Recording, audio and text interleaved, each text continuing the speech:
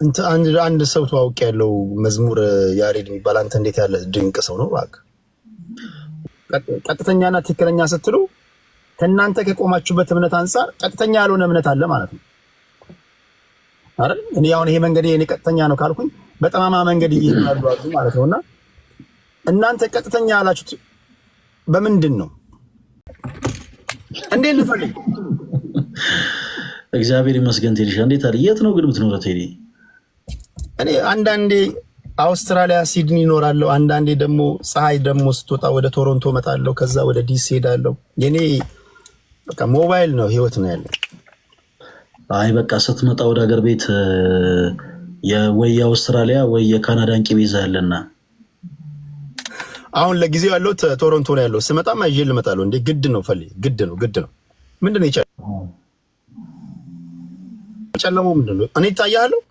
አዎ በጥራት በደንብ ማታ አልነበርክም? ትላንትና ነበርኩኝ። በትሪኒቲ ዙሪያ ትንሽ ትምህርት ነበረን እና ቀጠሮ ስለነበረን በእርግጥ አንተ ጋር ላይቭ ነበረ አይቻለሁ። ቴዲሻ ግን ምን ላድርግ የእኛን ትምህርታችንን ጨረስንና በጣም ስለደከመኝ በቃ በጌታ ሰላም ተኛሁኝ። አንድ ሰው ተዋውቅ ያለው መዝሙር ያሬድ የሚባል አንተ እንዴት ያለ ድንቅ ሰው ነው እባክህ። እስካሁን እንዴት አላወቅከውም ቴዲሻ? ክርስትና እኮ ጀስት ሳትናገር እርምጃና ንግግር ሊናገር ይገባል። ትህትና ሊናገር ይገባል። እኔ እንደዛ ነው የሚገባኝ። መንፈሳዊ ሰዎች እንኳን ተናግራችሁ ሌላ ነገር ነው፣ ሳትናገሩ ግን ህይወታችሁ ሊናገር ይገባል። ትሁት መሆን አለባችሁ። እርጋታችሁ፣ ቢሰድቧችሁ የምትመልሱት መንገድ፣ ሰዎች ቢተላለፉ ቃላት አጣጣላችሁ፣ በቶፒክ ላይ ማውራታችሁ፣ ይሄ እኮ ከግምት ይገባል። ቁም ነገር አረ መዝሙር ያሬድ ነው የነበረው ትናንትና። መዝሙር ያሬድ ብቻ ሳይሆን በጣም የሚገርም ቴዲሻ፣ በጣም ብዙ ወንድሞች አሉ። እንደውም ቲክታክ ፕላትፎርም ላይ እንደኔ አይነት ትንሽ እውቀት ያለው እንደኔ አይነት በጣም በትዕቢት የተሞላ እንደኔ አይነት በጣም ደካማ የሆነ ሰው የለም። በጣም ብዙ ወንድሞች አሉ፣ በጣም ብዙ ነገር የተማርኩባቸው እነ መዝሙር ያሬድ እናኪ አክሊል የሚባል ወንድማችን አለ። በጣም ደግሞ በጣም ተወዳጅ ወንድም አክሊል። ኦኬ እና አክሊል እያሉ ነበር። አሁን የተቆራረጠ ቪዲዮ ያለው አክሊል ያልከው የሚናገራቸውን ነገሮች እንዴ አክሊል ብቻ አይደለም፣ ኢዮብ ዘሚካኤል፣ ጋዲሳ፣ ዩሃድ፣ እነ ዲያቆን ሞኬ፣ ሌሎችም በጣም ብዙ ወንድሞች አሉ። በተለይ ልደትም ጭምር ልደተ ቃል የሚባል አንድ ትንሽ መንፈስ ቅዱስ የራቀው አገልጋይ አለ። በእርግጥ በጣም አብዝቼ ነው የምጸልይለት። ምንም አይነት መንፈስ ህይወት የለው፣ ግን ጥሩ ነው፣ መረዳት አለው። በጣም አስቸጋሪ ባህሪ ያለበት ግን በጣም ተወዳጅ የሆነ ወንድም ነው። ስቀልን ነው፣ በጣም ጥሩ ስቀልን ነው፣ እውነት ስቀልን ነው። በጣም ጥሩ ስነ ምግባር ያለው ወንድማችን ነው። እነ ቀሲስ ዲበኩሉ፣ እነ ልደተ ቃል፣ እነ ክርስቶፎረስ በጣም ብዙ ወንድሞች አሉ። ቲክታክ ላይ ብቻ በኦርቶዶክስ ሴት ቅዱስ ቤተክርስቲያን ኮንተንት የምናገለግል ወንድሞች ቁጥራችን ወደ 20 ምናምን ይጠጋል። እነ ሰሙ፣ ክርስቶፎረስ፣ ቀሲስ ዲበኩሉ፣ ልደተ ቃል፣ ዲያቆን ሞኬ፣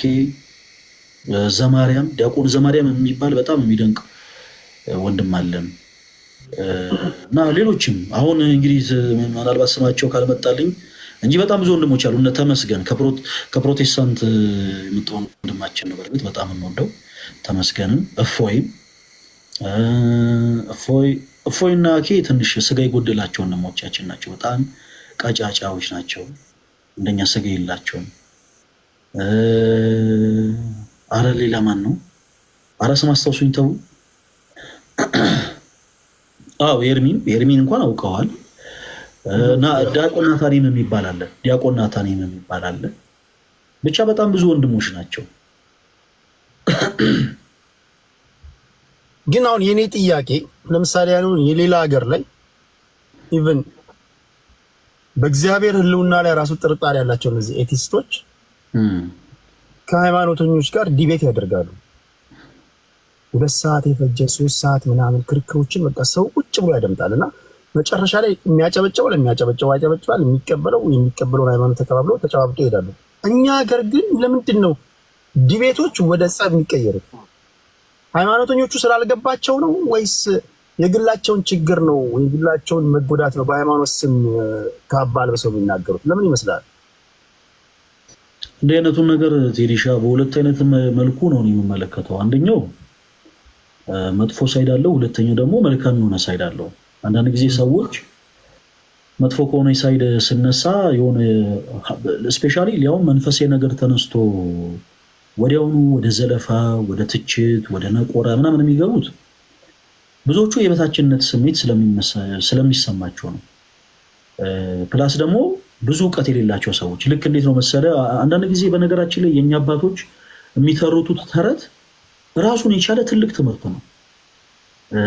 ባዶ በርሜል ሲመቱት ይጮሃል ይባላል እና ውስጣቸው በእውቀት ያልተሞሉ ሰዎች ብዙ ጊዜ ጮክ ብሎ መናገርን ይመርጣሉ። አሁን ለምሳሌ አንተ ምንም አይነት እምነት ይኑርህ፣ እንዲህ አይነት ሰዎች በነገራችን ላይ አሁን የሆነ ቤተ እምነት አሉ እያልኩ አይደለም፣ ኦርቶዶክስ ቤተክርስቲያን ውስጥም አሉ። ኦርቶዶክስ ቤተክርስቲያን ውስጥም አሉ፣ ፕሮቴስታንቲዝም ውስጥ አሉ፣ እስልምና ውስጥም አሉ፣ ካቶሊክም ጋር አሉ፣ ጆባ ዊትነስም ጋር አሉ እና ትንሽ እውቀት ይኖራቸውና ልክ ለምሳሌ ስለሆነ ነገር ስታነሳ በአንድ ጊዜ ግንፍል፣ በአንድ ጊዜ ቁጥጥ ምናምን ማለትን ይወዳሉ። በመልካም ጎን ደግሞ የምመለከተው ሳይድ ምንድነው መሰለ ቴዲሻ፣ አንዳንድ ጊዜ ብዙዎች አለማወቅ ቢኖር በመካከላቸው ለምሳሌ እናቶቻችን ረዥም ጊዜ ለምንድነው ኤቲስት ፓጋን ሳይሆኑ የሚኖሩት? እኛ አባቶች፣ እናቶች፣ ቅድመ አያቶች ለምንድነው ያን ያክል ዘመን ኤቲስት ፓጋን ምናምን ሳይሆኑ የሚኖሩት? ማርያም ታማልዳለች የሚልን ጥቅስ አውጥቶ ማሳየት ቢያቀታቸውም ግን በእሷ ምልጃ የዳነ ቁስላቸውን ገልጠው ማሳየት ይችላሉ። እና በህይወት እግዚአብሔር እንዳለ ያውቃሉ፣ እግዚአብሔርን አይክዱትም። በህይወታቸው የቅዱሳን ምልጃ ከነሱ ጋር እንዳለ ያውቃሉ፣ ያንን አይክዱትም።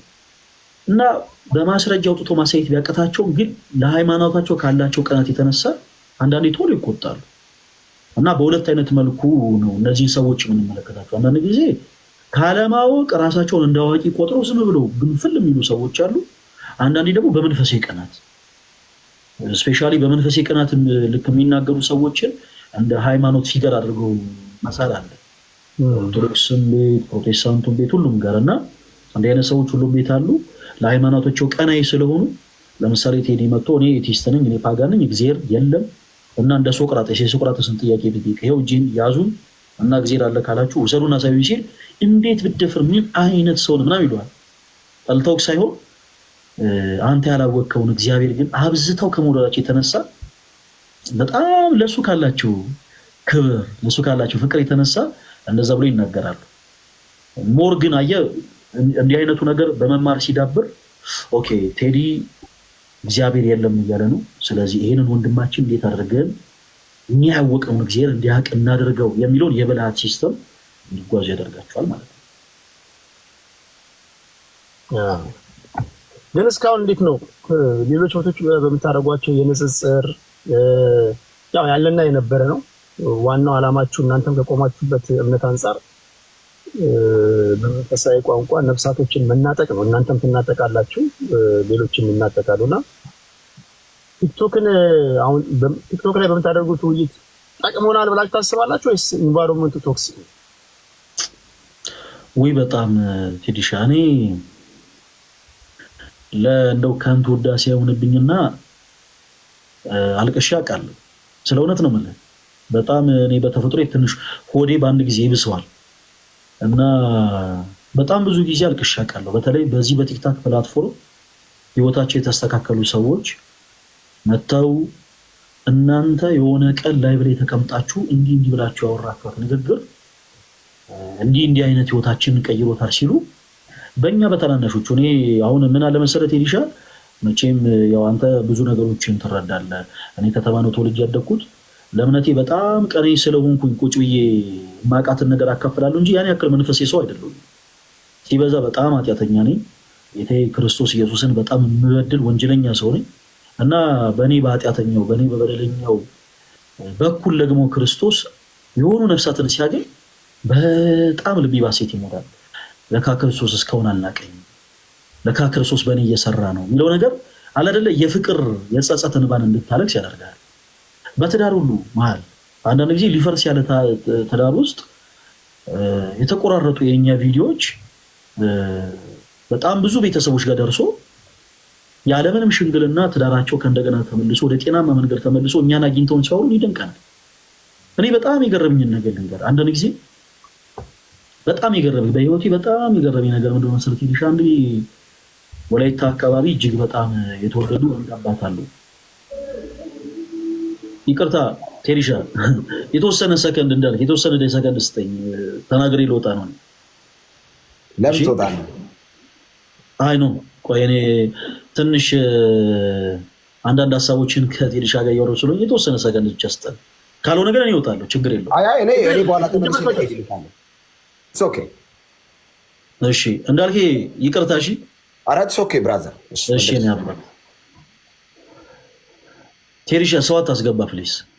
እሺ የተወሰኑ ደቂቆችን አንተን ላወራ ብዬ ነው እንጂ ልወጣ ነበረ እና ለአቡነ ይስሐቅ የሚባሉ አባት የምታውቃቸው አይመስለኝም።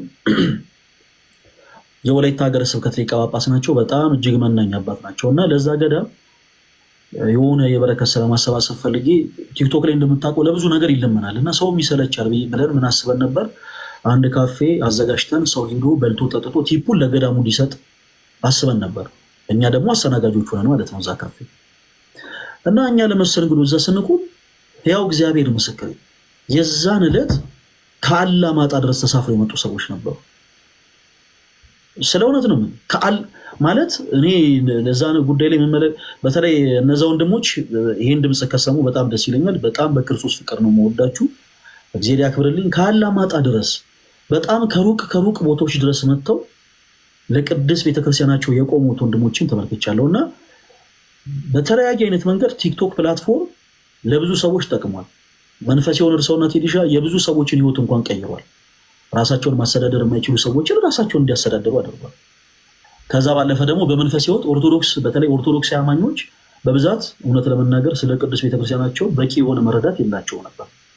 ለምሳሌ ዝክር ይዘክራሉ፣ ግን ዝክር መዘክር መጽሐፍ ቅዱሳዊ ይሁን አይሁን ብዙ ኦርቶዶክሳዊ አያውቅም። ለምሳሌ ቅዱሳት ስዕላት በቤተክርስቲያናችን አሉ። ቅዱሳት ስዕላት መጽሐፍ ቅዱሳዊ ይሁኑ አይሁን ብዙ ኦርቶዶክሳዊ አያውቅም። ስግደተኛ ለቅዱሳን እንሰግዳለን። ስግደት ከእግዚአብሔር ውጭ ሌሎች ነገር መስገድ መጽሐፍ ቅዱስ ይሁን የትኛውም ኦርቶዶክሳዊ አያውቅም።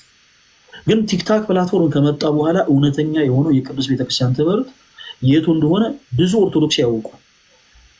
አሁን ላይ እግዚአብሔር ይመስገን ልክ እንደኔ አንደበቱን አጣፍጦ ስለ ቤተክርስቲያን ትምህርት የሚያስረዳ ኦርቶዶክሳዊ ባይኖርም፣ ነገር ግን በእምነቱ የጸና ኢን ሚሊየንስ የሚቆጠሩ ኦርቶዶክሳዊን መፍጠር ችለናል። ቴዲሻ ከዚህ በላይ ደግሞ ትልቅ ስኬት የለም አይደል? ያና በጣም የሚያስደስተን ትልቁ ለውጥ ያ ነው። ቴዲሻ በጣም ደስ ይላል። አይ በጣም ደስ ይላል። እንግዲህ በዚህ ጉዳይ ላይ በሰከነ መንገድ ዋናው ጭብጥ ሀሳቡ ምንድነው? አሁን የጎንዮሽ ከሆነ የተለመደው ጭቅጭቅ ሊሆን ነው። አሁን መሆን ያለበት እኔን መስበክ ነው። አሁን እኔን በመስበክ ሂደት ውስጥ ፈለገ የሚናገረው ለኔ ነው።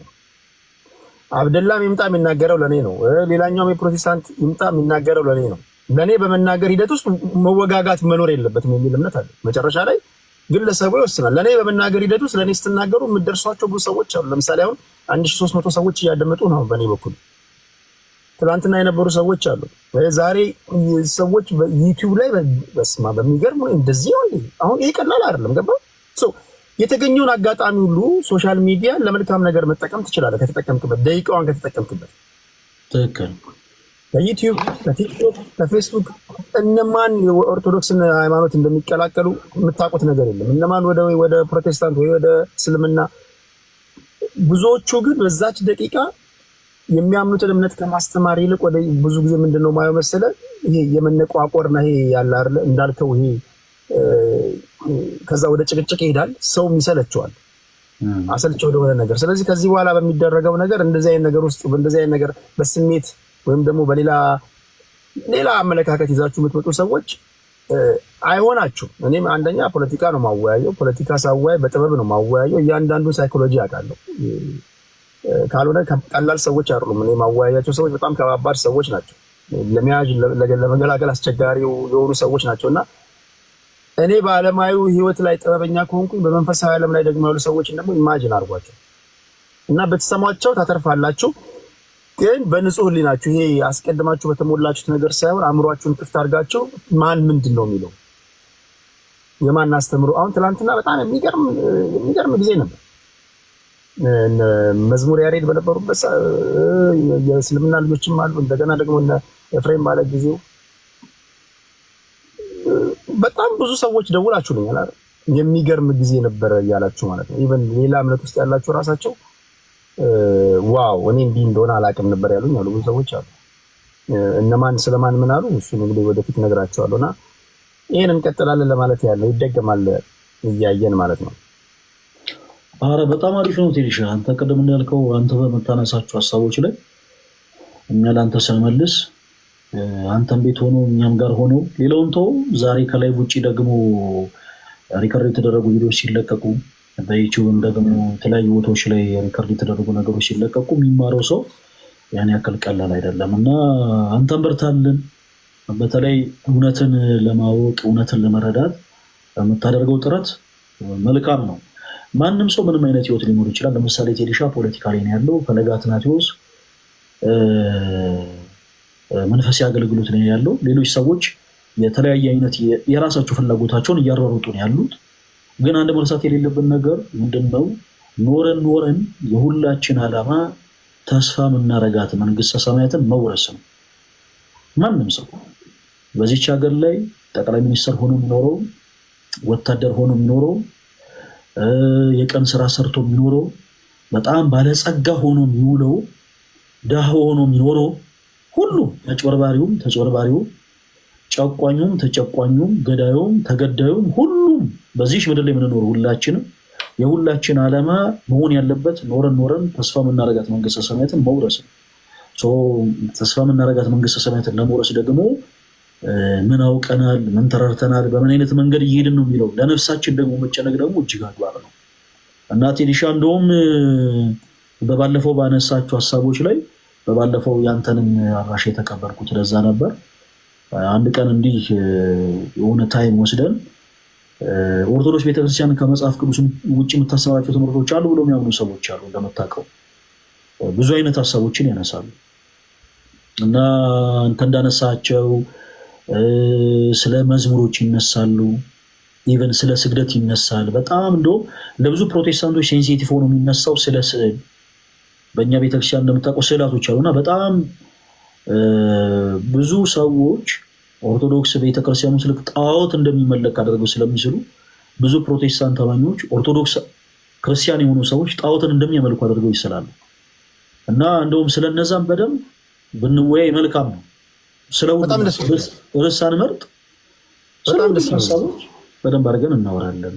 ቴዲሻ በጣም ደስ የሚል ነገር ከኦርቶዶክስ በጣም ትላንትና እንዳልኳቸው አብረን ያየነው አንደኛው ማን ነበር ስሙ?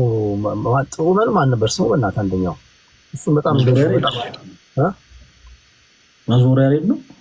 መዝሙር አይደለም፣ ከመዝሙሩ ጋር የነበረው ማን ነው? እንጃ ምን አይነት ስም ነው ያለው አስታውሰኝ። ቆይ የነበራችሁ ስም ጻፉልኝ። ሰሙ ነው አብን ሐኪም አወቀው? እብን ሐኪም ኦኬ፣ እብን ሐኪም ኦኬ፣ እብን ሐኪም ነበር፣ ሰሙ ነበር፣ ከዛ መዝሙር ያሬድ ነበር። ምንድነው አሁን ይሄ ኢንትሮዳክተሪ ስቴጅ ላይ ነው ያለ ነው።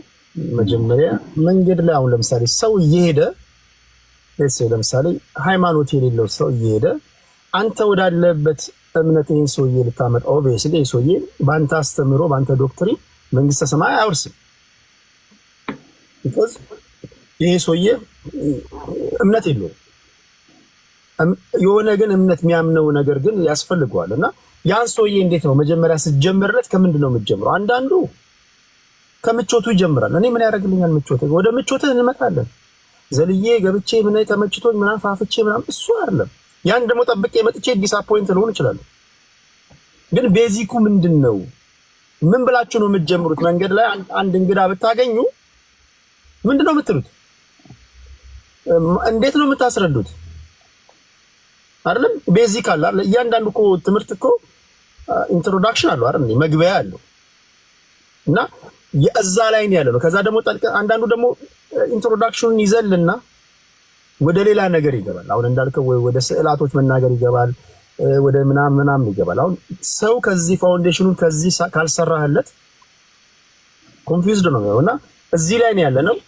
በሚቀጥለው ጊዜ በቴሌግራም እንዳልኳቸው አሳውቃቸዋለሁ። ቴዲ ሐዋሳ የቴሌግራም ቻናሌ ነው ስመጣ አሁን ድህነት ላይ ስንግባባ አሁን እየገባኝ ነው። አብዛኞቻችሁ እየገባችሁ ነው። የኦርቶዶክስ አስተምህሮ እንዴት ነው የሚድኑት? ፕሮቴስታንት እንዴት ነው መዳን?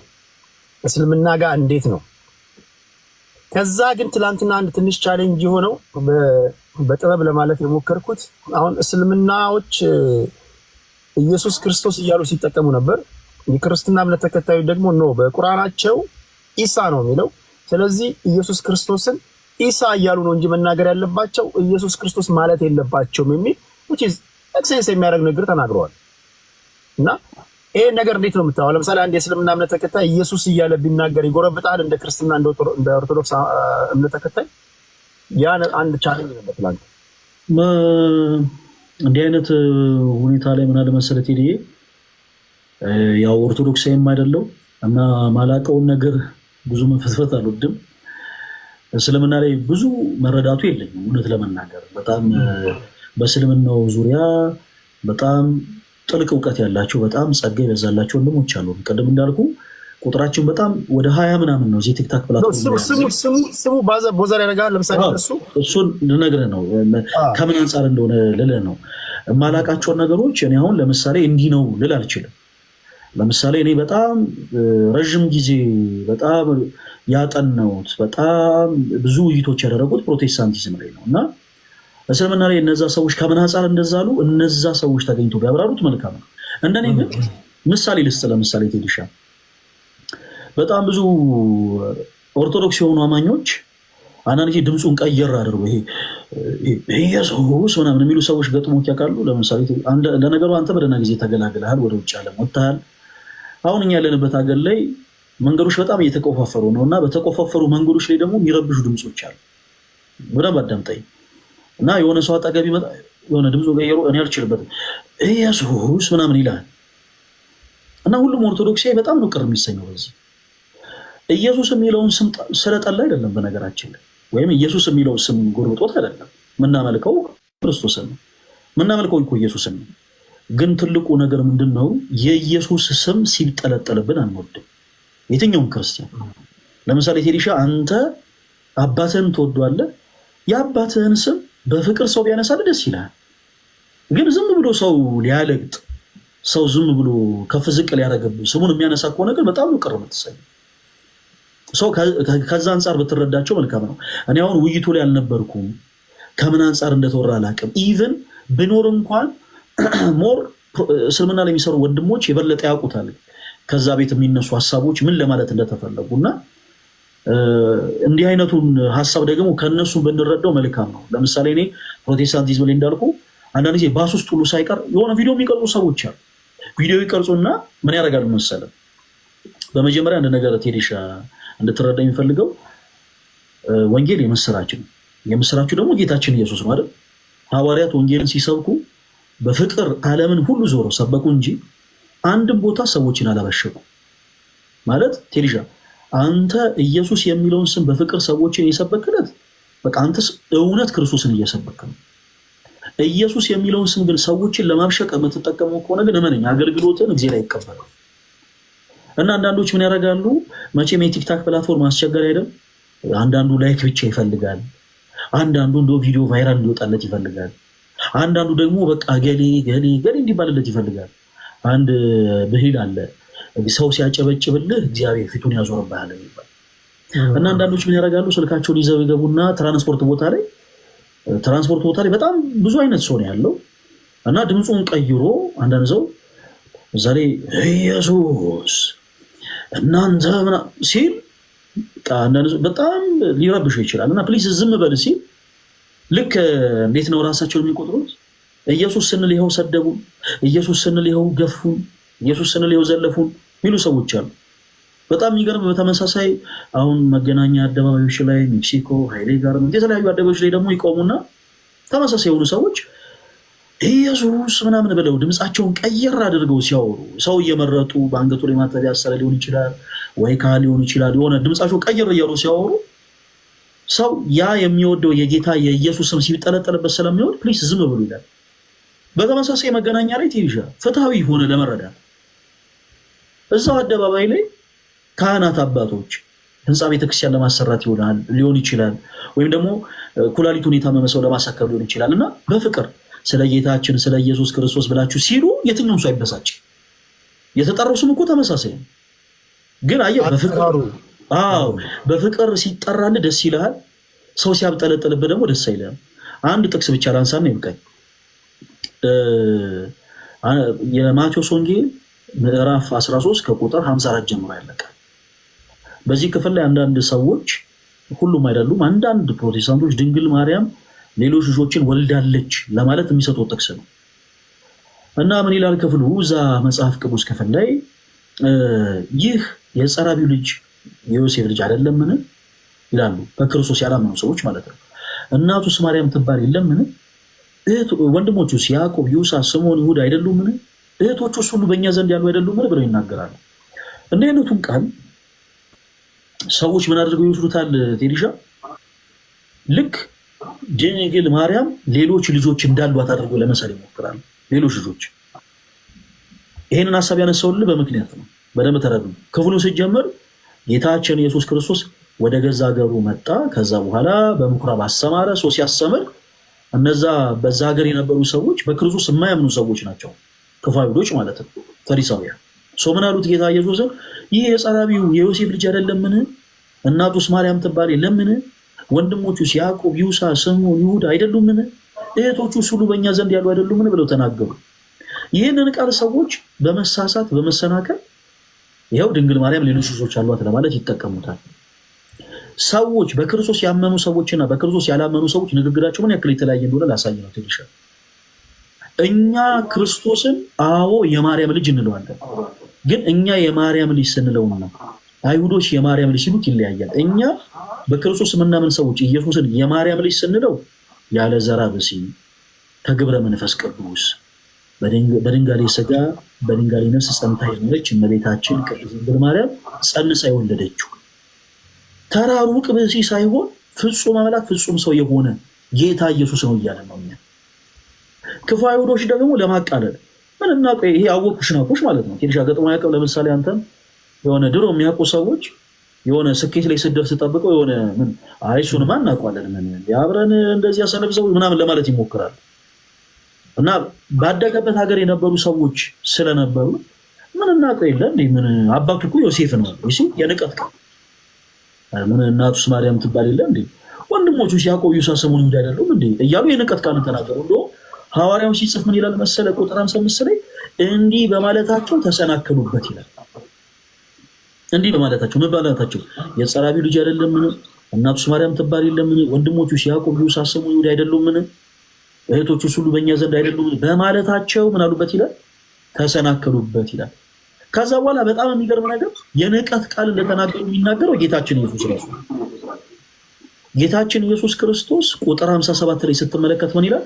ባለማመናቸው ምክንያት ምንም አይነት ታምር ሳያደርግ ሄደ ይላል። ከዛ ከፍ ይልና ምን ይላል መሰለ የንቀት ቃል ስለተናገሩት ራሱ እንደዚህ ይላል፣ ነብይ ከገዛ ሀገሩ በቀር ሳይከበር አይቀርም አላቸው ይላል። ማለት እየተከበር ነብይ በሀገር ነብይ በገዛ ሀገሩ አይከበርም ማለት ነው። ስላላከበሩት የንቀት ቃል በሱ ላይ ስለተናገሩ ጌታችን ኢየሱስ ክርስቶስ ይሄንን ሐሳብ ተናገረ በዚህ መጽሐፍ ቅዱስ ክፍል ላይ። አይሁዶች ክርስቶስ ኢየሱስን የማርያም ልጅ ሲሉትና እኛ በክርስቶስ የምናምን ሰዎች ኢየሱስን የማርያም ልጅ ስንል እንደምንለያይ ሁሉ በክርስቶስ የሚያምኑ ሰዎች ኢየሱስ ብለው ሲጠሩትና እኛ በክርስቶስ የምናምን ሰዎች ኢየሱስ ብለን ስንጠራው ስለምንለያይ ከዛ አንፃር በተረዳው መልካም ነው አይነኝ ትንሽ ቃለ ሕይወት ያሰማል። በጣም እኔ በጣም ነው የተመቻችሁ። በተለይ ብዙዎቹን እኔ አላየሁም እስካሁን ባለው ሁኔታ፣ ግን ስለ እውነት ለመናገር ትህትናችሁ በጣም ነው የተመቸኝ። የሰው ልጅ ደግሞ ትሁት ሲሆን አእምሮ እንዴት መሰላችሁ የሚሰራው? የሰው ልጅ አእምሮ አሁን አንተ ትሁት ስትሆን ሳልወድ በግድ አእምሮዬን እንድከፍት ታደርገኛለህ። ትህትና ለአንተ አይደለም። ትህትና ለምትሰብከው ለቃሉና ባሪያ ለሆንክለት ለአምላክ ነው አይደለም። እሱ ነው ትሁት የሚያደርግህ። ዋናው አንተ ቧንቧ ነህ። አንተ የእግዚአብሔርን ቃል የምታስተላልፍ። ለምሳሌ ቧንቧ ስከፍት ውሃ ይወጣል አይደል? ቧንቧ ውሃ ማስተላለፊያ ነው። ሰዎች ቧንቧን አይደለም የሚጠጡት ውሃውን ነው። የእግዚአብሔር ቃል በአንተ ውስጥ ነው የሚያልፈው። አንተ ግን ቧንቧ አስተላላፊ ከተበላሸ ሰዎች ይታመማሉ። እኔ የምረዳው እንደዛ ነው። እና አንዳንድ ጊዜ የንግግር ራሱ ጥበብ ያስፈልጋል ብዬ አስባለሁ። አንዳንዴ ይሄ በተለይ መንፈሳዊ ነገሮችን ለመናገር የሚሾሙ ሰዎች ሁሉም ሰው ሰባኪ የሚሆን አይመስለኝም። አንዳንዱ አስተርጓሚ ሊሆን ይችላል፣ አንዳንዱ መባ ሰብሳቢ ሊሆን ይችላል፣ አንዳንዱ ዘማሪ ሊሆን ይችላል፣ አንዳንዱ ከበሮ ሲይዝ ያምርበታል፣ አንዳንዱ በገና ሲደረድር ያምርበታል። አስቸጋሪ የሚሆነው በገና ሲደረድር የሚያምርበት ሰውዬ ልስበክ ያለ ሰዓት ነው፣ ወይም ደግሞ ያለ ተሰጧችን ቦታ ስንቀያየር። እኔ እንደዛ ነው የምረዳው። ሙሴ ለምሳሌ እግዚአብሔር ሲልከው ወደ ፈርዖን እኔ መናገር አልችልም ማለት ነው። ተሰጥኦን ያውቃል። ኮልታፋ ነኝ አለ። እግዚአብሔር ኮልታፋ እንደሆነ ያውቃል። ነገር ግን ኮልታፋ እንደሆነ አላከውም። አሮን የሚባል ሰው ልክልሃለሁ አለ። አሮን ከሙሴ የተሻለ ተናጋሪ ነው ማለት ነው። እና ትህትናችሁ በጣም ነው ስለ እውነት ለመናገርና መጨረሻ ላይ እንደዚህ የተማማርን ያስኩት ቀልድ አይደለም። መጨረሻ ላይ ግን ትክክለኛ አሁን እስካሁን ባለበት ሁኔታ ላይ እኔ ሃይማኖት የለኝም። ወደ ትክክለኛው ሃይማኖት ግን እመጣለሁ። አንዴ ዘደይ ይሄ ጊዜያዊ ዓለም ነው። ስንሞት ዘላለማዊ ሞት አለ። ትክክለኛው ህይወት ከዚህ በኋላ የምንኖረው ነው። ወይ ወደ ዘላለማዊ ሞት ነው የምንሄደው፣ ወይ ወደ ዘላለማዊ ህይወት ነው የምንሄደው። ስለዚህ ይሄ ደግሞ ወደ ዘላለማዊ ህይወት ነው መሄድ የምፈልገው። ለዛ ትክክለኛው መንገድ የትኛው ነው በሚል ነው ቴዲንና የቴዲን ቤተሰቦች የመስበክ በዛ አያዝ እና አንዳንዶቻችሁ ለፉክክር ትመጣላችሁ ወይ እንትን ለማለት እንደዛ አይደለም። ኦርቶዶክሶች የገባቸውና በደረሱበት ልክ እያስተማሩ ነው ያሉት ዶክትሪናቸውን፣ አስተምሮታቸውን። ሌሎቻችሁም ስትመጡ እነሱ ጋር ለመወጋጋት አይደለም። ከነሱ ጋር ለመወጋጋት ሌላ ቦታ መሄድ ትችላላችሁ። ብዙ መድረኮች አሉ። እዚህ ግን እኔም ብለው የሚወጡና እዚህ እናንተን የሚያደምጡ ሰዎችን በተገኘችው አጋጣሚ ማስተማር፣ አየሩን መጠቀም እኮ ነው። እንደዛ ነው ብዬ ማስበው። ጤና ይስጥልኝ። መዝሙራችን እንዴት ነህ? ሰላም፣ እንዴት ናችሁ? ይሰማል? አለው ይሰማል። ለእኔ ይሰማኛል። እግዚአብሔር ይመስገን። ሰላም እንዴት ነህ? እግዚአብሔር ይመስገን፣ ሁሉ ሰላም። ያዕቆብ እንዴት ነው? ታላቅ ወንድም ኤርሚዬ ጠንበለል ታላቅ ወንድማችን ሁለቱንም ሰላም ብያለሁ። ያሬዶ እንዴት ነህ? ሰላም ብያለሁ። አሜን አሜን። እግዚአብሔር ይመስገን። ኤርሚዬ ሰላም ነው? ተጠፋፋን። ኧረ በጣም ጠፋን። እኔ እኮ ዲያቆን ስትለኝ እኔ ያሬዶ ብዬ ጠራሁት። አሁን ኦልሞስ ልትቀስስ ስለሆነ ወደ አንቶታው ሳንገባ ቶሎ አንተ እያልኩ ልጥራ ቢሆን ያሬዶ አንቺ አይበሉኝ እንጂ እኔ ችግር የለውም።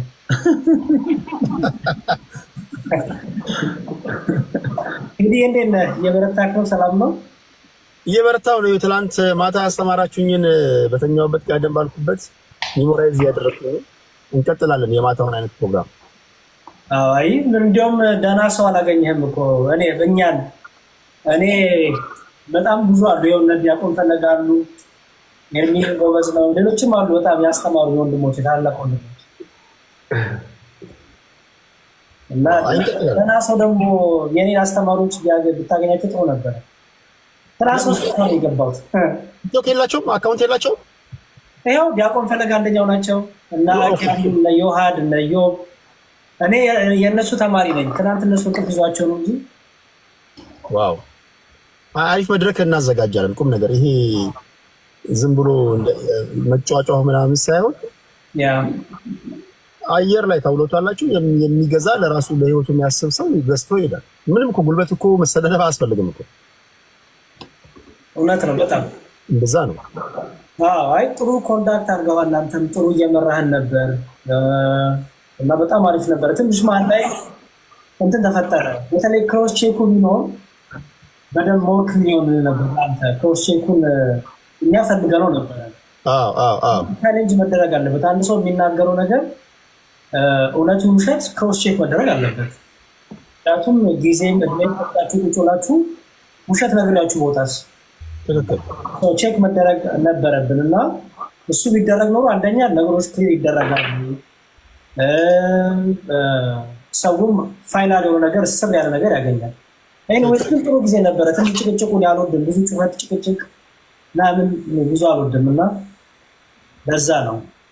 ትክክል። አይ ይሄ የመጀመሪያ ቀን ስለሆነ የክርስቶስን የጎንዮሽ መጠያየቁን አስቤ ነበር፣ ግን በሚቀጥለው እንትን አልኩኝ። አንደኛ እኔም ሌላ ፕሮግራም ላይ ነበርኩኝና ከዛ እንደጨረስኩኝ የገባሁት። በሚቀጥለው ምን እናደርጋለን መሰለህ? እኔ ያው ፖለቲካ ምናልባት ሳወያይ አይታችሁ ከሆነ ለእናንተ ማሳየው ባህሪ እንደ ፖለቲከኞች አይሆንም። ፖለቲከኞችን ይዘው በጥበብ ነው። በተቻለ መጠን ፈጣሪ ጥበቡን ይስጠኝ እንጂ ቀላል ስብስብ አይደለም የሚሆነው። አሁን ኦርቶዶክስን፣ እስልምና፣ ፕሮቴስታንት አንድ ላይ ማወያየት ማለት ከባድ ነው። የእናንተ ደግሞ እርዳታ ካልታከለበት አንዳንዱ በቃ ካላገዘህ የሚሆን ነገር የለም። አላግዝም ደግሞ ካለ ቆራጥ የሆነ ውሳኔ መወሰን አለብህ። ወደ ታች መውረድ አለብህ። ዘን የተሻለ ሰው ይመጣል። አልመጣም የሚል ካለ ቁጭ ብሎ ይሰማል። እንደዛ ነው የምናደርገው። በሌላው አለመታዘዝ ወይ በሌላው መበጥበጥ ሰላማዊ ሰዎች መታወቅ የለባቸውም። ቢኮዝ እናንተ እያንዳንዱ ደቂቃ የሃይማኖት ሰዎች የውሳኔ ጊዜ ነው ብላችሁ ነው የምታስቡት እንጂ ለዝም ብላችሁ የምታባክኑት አይመስለኝም። ዛሬ በመኪና አደጋ ሊሞት ይችላል፣ ታንቆ ሊሞት ይችላል፣ ትንብሎት ሊሞት ይችላል። መወሰን አለበት በየደቂቃው ብዬ አስባለሁ እና መቀለድ የለብንም። እኔ አይ ቲንክ ጥሩ አካሄድ የሚሆነው ብዬ የማስበው ለምሳሌ ኦርቶዶክሳውያን ብቻ እንኳን ያለ ነው ወደ ሌሎቹ ቤተ እምነት ሳንገባ የእኛን ብቻ ማድረግ የእኛን እሷችን የእኛን ቤት በደንብ መስበክ። ሙስሊሞች ከተጋበዙ ወደ መጽሐፍ ቅዱስ ሳይገቡ ወደ ክርስትናው ሳይገቡ እስልምናው ማስተማር፣ ፕሮቴስታንቶች ከሆነ የራሳቸውን ትምህርት እንደዛ ሲሆን እያንዳንዳችን በቤታችን ያለውን ትምህርት አገኘዋለን። ይመቻል ኮምፔር ማድረግ። አይ ደግሞ የሌላው ቤተ እምነቱ ባለሙሴ ይነሳ ከተባለ የሚነሳበት የቤተ እምነት ባለቤት መኖር አለበት ሳይት ለማድረግ ማለት ነው። አለበዚያ ያ ሰው ሮንግ ነገር ተናግሮ ከሆነ ሳይታረም ያልቃል ማለት ነው። እና ለምሳሌ ሙስሊሞች ካሉ የሙስሊሞችን ብቻ እምነታቸውን ሐዲሱን፣ ቁርአኑን፣ ተፍሲሩን እያወጡ መቀጠል ይችላሉ። ክርስትና ውስጥ ግን ሁሉ ከተገባ ግን ከክርስቲያኖችን ሰው ገብቶ እነሱን ቻሌንጅ ያደረጋቸው ይገባል። በዛ መልኩ ታደርጉት የጥሩ እኔ ኮመንድ ማድረግ የመጀመሪያው ስለ ኦርቶዶክስ ከሆነ ጥያቄዎችን ሰብስብና ኦርቶዶክስ ምንድን ናት የሚለውን እንዳለ መምህራኖች ተሰብስበው የኔም ማስተማሪዎች አሉ፣ ሌሎችም አሉ ታላላቅ ወንድሞች መጥተው ኦርቶዶክስ ላይ ያለ ጥያቄ ጠይቅ። ጴንጤን ሳናነሳ ሙስሊም ሳናነሳ አንድነት ራሱን ችሎ ጀርባ አጥንት ሆኖ ይገባል ብዬ አምናለሁ። ኮንፊደንስ ነው ያስተምር ይገባል። ስለዚህ እንደሱ እናደርጋለን ማለት ነው። ከዛ ደግሞ ለሴ ፕሮቴስታንቶች ሲጋብዙ ደግሞ አሁን ፕሮቴስታንቶች ሙሉ ወንጌል ከሆነ የሙሉ ወንጌልን፣ መካነ ኢየሱስን የራሳቸውን ያስተምሩ። ሙስሊም ከሆኑ ደግሞ ሙስሊሞቹም እንደዚሁ ያስተምሩ። ከዛ በኋላ ዋንስ አንተ ገባ በኋላ ላይ ስንሰባሰብ እንሸውድ እንኳን ብሞክር የሆነ ነገር ታገኛለህ። ገባ አስቁመን ነው ይሄን አላነበብኩም ይሄን አላላችሁ ባለፈው ካስል ማለት ትችላለህ። መጀመሪያ በዛ ሳይክል ቢሄድ ከዛ በኋላ ግን ደግሞ ሰብሰብ ተብሎ ቻሌንጅ መዳረግ የምንችልባቸው ቢፈጠሩ እኔ በጣም ጥሩ ይመስለኛል። የሚዋሽም ሰው ካለ ቼክ መደረግ ስላለበት ክሮስ ቼክ መደረግ አለበት። ትክክል። ይሄ እንትኑ መኖሩ አሪፍ ነው። ለምሳሌ እናንተ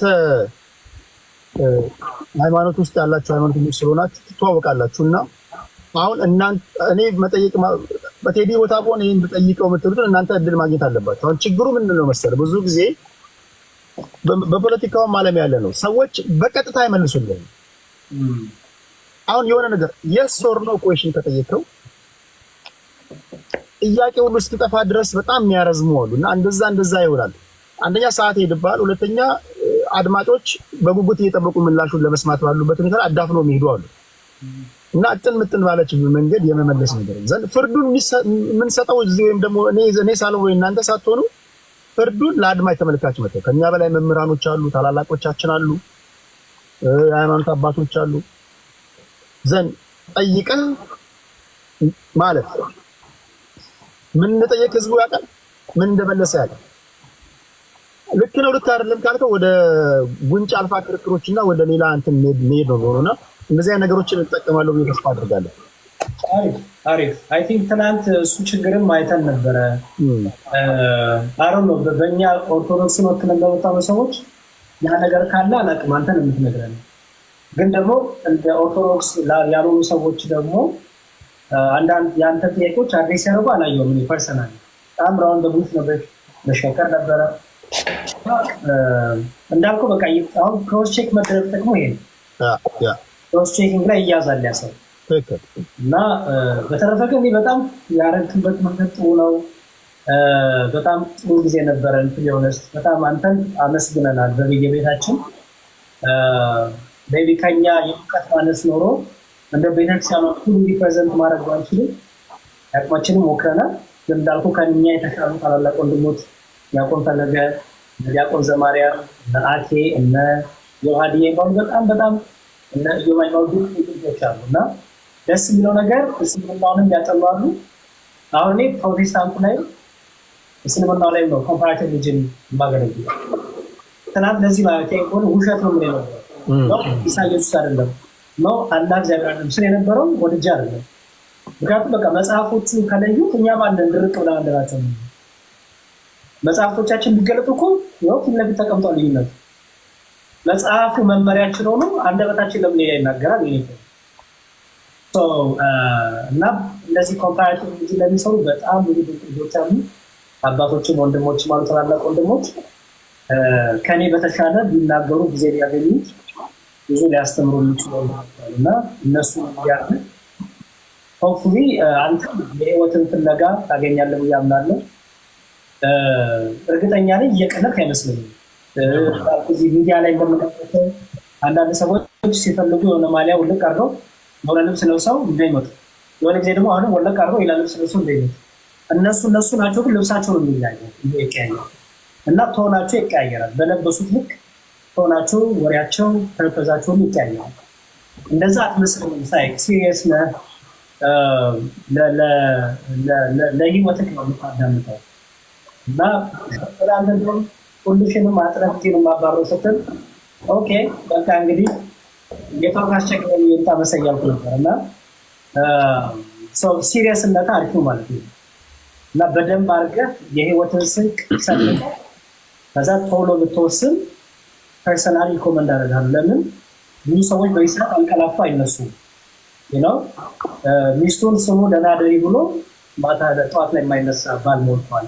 በዛም ያንቀላፋ ሚስትም እንደዛ እየሞትን ነው እና ከዚህ ያለችን መጽሐፍ ቅዱስ መዳን ቀን አሁን ነው እሱም የተወደረሰ በጣም ይላል ዛሬ ነው። ከዛ በኋላ ትጋት ነው በቃ ትጋት። እኛ በኦርቶዶክስ ይሄ ዳተኝነት ስንፍና በቃ አልቆላ ጸድቃል በቃ ቻው ምናምን ከዛ ፈንጠዝያ የለም ነው በል በቃ መስቀል ያዝ ተሸከም ቀጥል መጋደሉ ቀጥል ከስጋና ከደም ጋር ውጊያል ከአጋንንቶች ጋር ከርኩሳ መናፍስት ጋር ከራስ ስሜት ከስጋይ ስሜት ጋር ሁሌም መጋደል ነው እና በጣም ጥሩ አጋጣሚ ነው እያምናለሁ። ለአንተ መጽሐፍ ቅዱስ አንድ ነገርና ወንድሞቼ ይናገሩ ሌላ መሰለ ጌታ ተደጋግሞ መጽሐፍ ሲናገር ይህ የመንግስት ወንጌል ሰው ሁሉ ሳይሰማው የጌታ መምጣት ነው ይላል። ገባ በቃ ይሄ ወንጌል በአንድም ሆነ በሌላ ኦኬ ኤግዛምፕል ልስጥ። ቲክቶክ አካውንት ስከፍት ቴዲዬ አላቅም ስንት ጊዜ እንደሆነ ተከፈተ እንደ ትናንቱ አይነት ውይይት አደርጋለሁ ብለህ አስበሃል? አላስብክም። እኔ ትናንት አንተን አገኛለሁ ብዬ አላስብም። በፍጹም አስቤያለሁ። ምንም አላስብም። የሚገርምህ ግን እግዚአብሔር ይፈልጋል ነፍሳትን። የታይም ጉዳይ ነው። በ9 ሰዓትም እና በ1 ሰዓትም እና በ12 ሰዓትም ይፈልጋል። እንኳን ለማድረግ ይቅርና ባይገርምህ ፖለቲከኞቹ እንኳን በስህተት ሃይማኖት አይነት የሚያውቁኝ ያውቃሉ። እዚህ ሰው ስለሚያውቅ ሃይማኖታዊ ነክ ነገር እንኳን በአረፍተ ነገራቸው ሲያስገቡ አስቆማቸዋለሁ። ያ በፍጹም አስቤያለሁ። እሱን ነው የምልህ። you don't know አሁን ይሄ ታይም የትናንቱ ቀን ለምን በህይወት ላይ እንደመጣ አታውቀውም። እየቆየ ነው ግን የሚገባ ገባ ሰው እግዚአብሔር ሰዎች ምክንያት እንዳያገኙ በነገሮች ሁሉ ቃሉን ያሰማል። ባስ እየጠበቅ ቃሉን ትሰማለህ። ቲክቶክ ከፍተው ሳታሰው ቃሉን ትሰማለህ። እኔ ጋር ወደ 300 ምናምን ሰው አለ። እናንተ ጋርም የተለ በዚህ ሰዓት ቃል እግዚአብሔር እሰማለሁ ብሎ ሲያስብ ሰው ይሰማል። እና ይሄ ለምንድነው? በቃ እግዚአብሔር ይሰበስበናል። ከመሳሰው ፊት ግን ንስሐ እንድንገባ ይፈልጋል፣ እንድንመለስ ይፈልጋል። ስለዚህ ይኸው ይፈልጋል ማለት ነው። ራሱ መጥቶ የለም ይኸው በእኛ በወንድሞች በታናናሽ በተናቁት በወራዶቹ እያደረገ እግዚአብሔር መልእክቱን ያናግራልና እግዚአብሔር መንፈስ ቅዱስ መንገድህን እንደ አብርሃም ያርግልህ። እንደ አብርሃም እንግዲህ ማን ነው አምላኬ አብርሃም በጣም የሚገርም በቃ አምላኩን ፈለገ። ጣዖት ሰርቶ ጣዖትን ቢለው ጣዖት አይመልስለትም። ያየዋል አይመልስም። አፉን ያዋል አያወራም። አይኑን ያዋል አያየውም። እያነሳ ያስቀምጠዋል። እና በጣም በቃ ኮንፊውዝ ሆነ አብርሃም። አይ አምላክ አይደለም ማለት ደግሞ ኃይለኛ ንፋስ ተነሳና ንፋሱ ሳይልበት ንፋስ ሆኗት አምላክ ያለ ንፋሱን ደግሞ ጸጥ አለ። ከዛ ደግሞ ኃይለኛ ጨለማ መጣ። በቃ ጨለማ ነው ማለት ነው ኃይለኛ ሲል ጨለማ ደግሞ በብርሃን ተተካ። ብርሃኑ ሙቀቱ ሲመጣ ደግሞ ፀሐዩ ሲያቃጥለው ደግሞ ፀሐይ ናት። ፀሐዩም ደግሞ አለፈ። መጨረሻ ላይ ምን አለ መሰለህ? የዚህ ሁሉ ፈጣሪ ሰሪ የሆንከው የፀሐይ አምላክ የተፈጥሮ ሁሉ አምላክ አናግረኛል። በቃ አናግረኝ፣ ተናገረኝ፣ ካለክ ተናገረኛል። ከዛ እግዚአብሔር አናገረው ማለት ነው። አየህ፣ እናንተም በቃ በነገሮች ሁሉ ልብን ከፍተህ ተናገረኝ ጌታዬ ሆይ፣ እድሜ፣ ጊዜ፣ ወጣትነቴ እንዲሁ በቃ ንስሐ ሳልገባ መምጣት አይቀር፣ ወደዛ መሄድ አይቀር፣ ወደ ላይ መሄዳችን መሰብሰባችን አይቀር። ስለዚህ የምታደርገውን ነገር ፍሬ የምታፈራበት ወደ ህይወት የሚወስድበት እንዲሆንልን ምኞቴ ነው። ከዚህ በላይ አላወራም። እግዚአብሔር ይስጥልኝ። በጣም ይቅርታ። ኤርሚ እንቅልፍ መጣ። እኔ ሳወራ ኤርሚ እንቅልፍ ይመጣልና ያቁምራችን ኤርሚያችን ወይ ቲዳይ ሰላም አለይኩም ወንድም፣ እንዴት ነው? አለሁልህ። እንቅልፍ መጥቷል። ምን አይና አባብቷል? ኧረ እንቅልፍ የመጣ አይደለም። የስንትን እያደረኩ ነው፣ እያዳመጥኩ ነው ተመስጬ። ቴዲ ከተገናኘን አይቀር ግን ስለ ኦርቶዶክስ ማወቅ የምትፈልገው ነገር ካለ አንሳልን። ኤኒቲንግ፣ ምክንያቱም ጥሩ አጋጣሚ ነው። ኤኒቲንግ ትናንት አሁን ስለ መዝሙር ስለ ስግደት ነገሮች ሰምቻለሁ። ኔክስት ታይም ላይ ቀጥላል ያልካቸው ግን መቼም ከኛ ጋር ስለ ፖለቲካ አታወራም። ስለዚህ ስለ ገበያ ዋጋ እናውራ። በቃ ምንም እናደርገው በቃ እኛ ቃል እግዚአብሔር ነው የምናወራው። ሰው ጥያቄዎች ካሉ አይ ቲንክ ጥሩ አጋጣሚ ነው። ሰው ምን ልማር ኤኒቲንግ ማወቅ የምፈልገው ካለ ብጠይቀን አይ ቲንክ ጥሩ ነው እያስባለሁ። በዚህ አጋጣሚ ያው እንደ አጋጣሚ ተገናኝተናል። በዋነኛነት በተደጋጋሚ ስናገር እንደነበረው መግቢያ ላይ ነው ያለ ነው። ይሄ ትውውቅ ላይ ኢንትሮዳክሽን ላይ ነው ያለ ነው። ከየት ነው የሚጀመረው? ለምሳሌ እናንተ ኦርቶዶክስ ስትሆኑ እርግጠኛ ነኝ አንበባችሁ አይታችሁ ቀጥተኛና ትክክለኛ ነው። ልክ እንደ ስያሜው ኦርቶዶክስ ቀጥተኛ ሃይማኖት ነው የሚማረው። ኦርቶ ትክክለኛ፣ ኦርቶዶክስ እምነት ቀጥተኛና ትክክለኛ ነው። ከዚህ ከስም ውስጥ ለምሳሌ እንጀምር ብንል ያስባላችሁ ምንድን ነው? ቀጥተኛና ትክክለኛ ስትሉ ከእናንተ ከቆማችሁበት እምነት አንጻር ቀጥተኛ ያልሆነ እምነት አለ ማለት ነው አይደል? እኔ አሁን ይሄ መንገድ የኔ ቀጥተኛ ነው ካልኩኝ በጠማማ መንገድ ይሄዳሉ ማለት ነውና እናንተ ቀጥተኛ ያላችሁት በምንድን ነው? ከዚህ እንጀምር እና ልክ ይሄን ካብራራችሁ ከጨረስ ይሄ አይ ነው ይሄ በጣም ሰፊ ርዕስ ነው። ከዛ በኋላ ደግሞ በሚቀጥለው ደግሞ ሌሎች ወንድሞች ባሉበት እናወራለን። ጠልቄ ብዙ አልጠይቃችሁም። አሁን ግን ከዚህ እንጀምር። ኦርቶዶክስ ቀጥተኛ ሃይማኖት፣ ቀጥተኛ እምነት ያላችሁበት ምንድን ነው? ዲያቆን ፈለገ ታላቅ ወንድም እሳቸው ይቀጥሉ።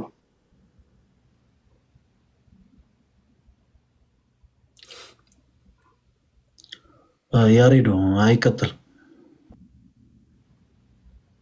እሺ ቀጥሎ ከዲያቆን ፈለገ ታላቅነታቸውን ስለቀደበቁ ኤርሚዬ ቀጥልና ከዛ ቀጥላለሁ። እኔና ኤርሚ ላጤዎች ነን፣ አላገባንም። ያገባ ሰው መቅደም ያለበት ያሬዶ። አይ ሲጀመር ነው ያሳበት በእድሜ ታናሹ ይጀምር። በእድሜ ታናሹ ማለት ነው። ለምን ይዋሻል? ዜዲ የማይሆን ሀሳብ ነው ያነሳው። ላይቡ ከሚበተን በቅድሙ ጥያቄ ያሬዶ ሀሳብ ቢቀጥል ጥሩ ነው። እሺ ቶሎ ጊዜ እንጠቀም። እሺ እግዚአብሔር መንፈስ ቅዱስ ማስተዋል ጥበብ ይግለጥልን ለሁላችንም።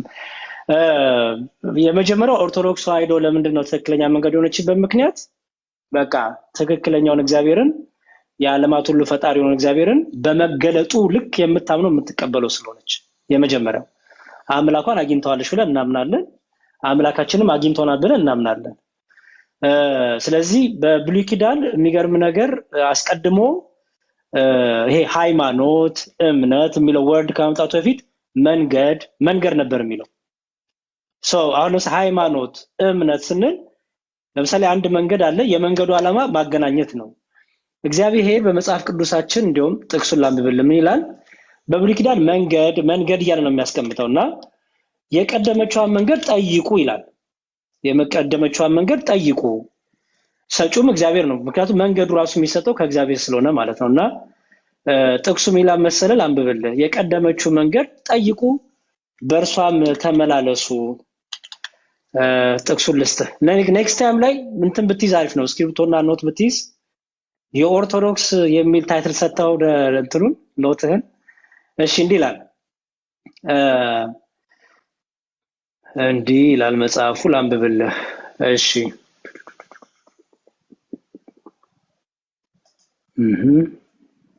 በትንቢተ ኤርሚያስ ምዕራፍ 5 ቁጥር 1 ላይ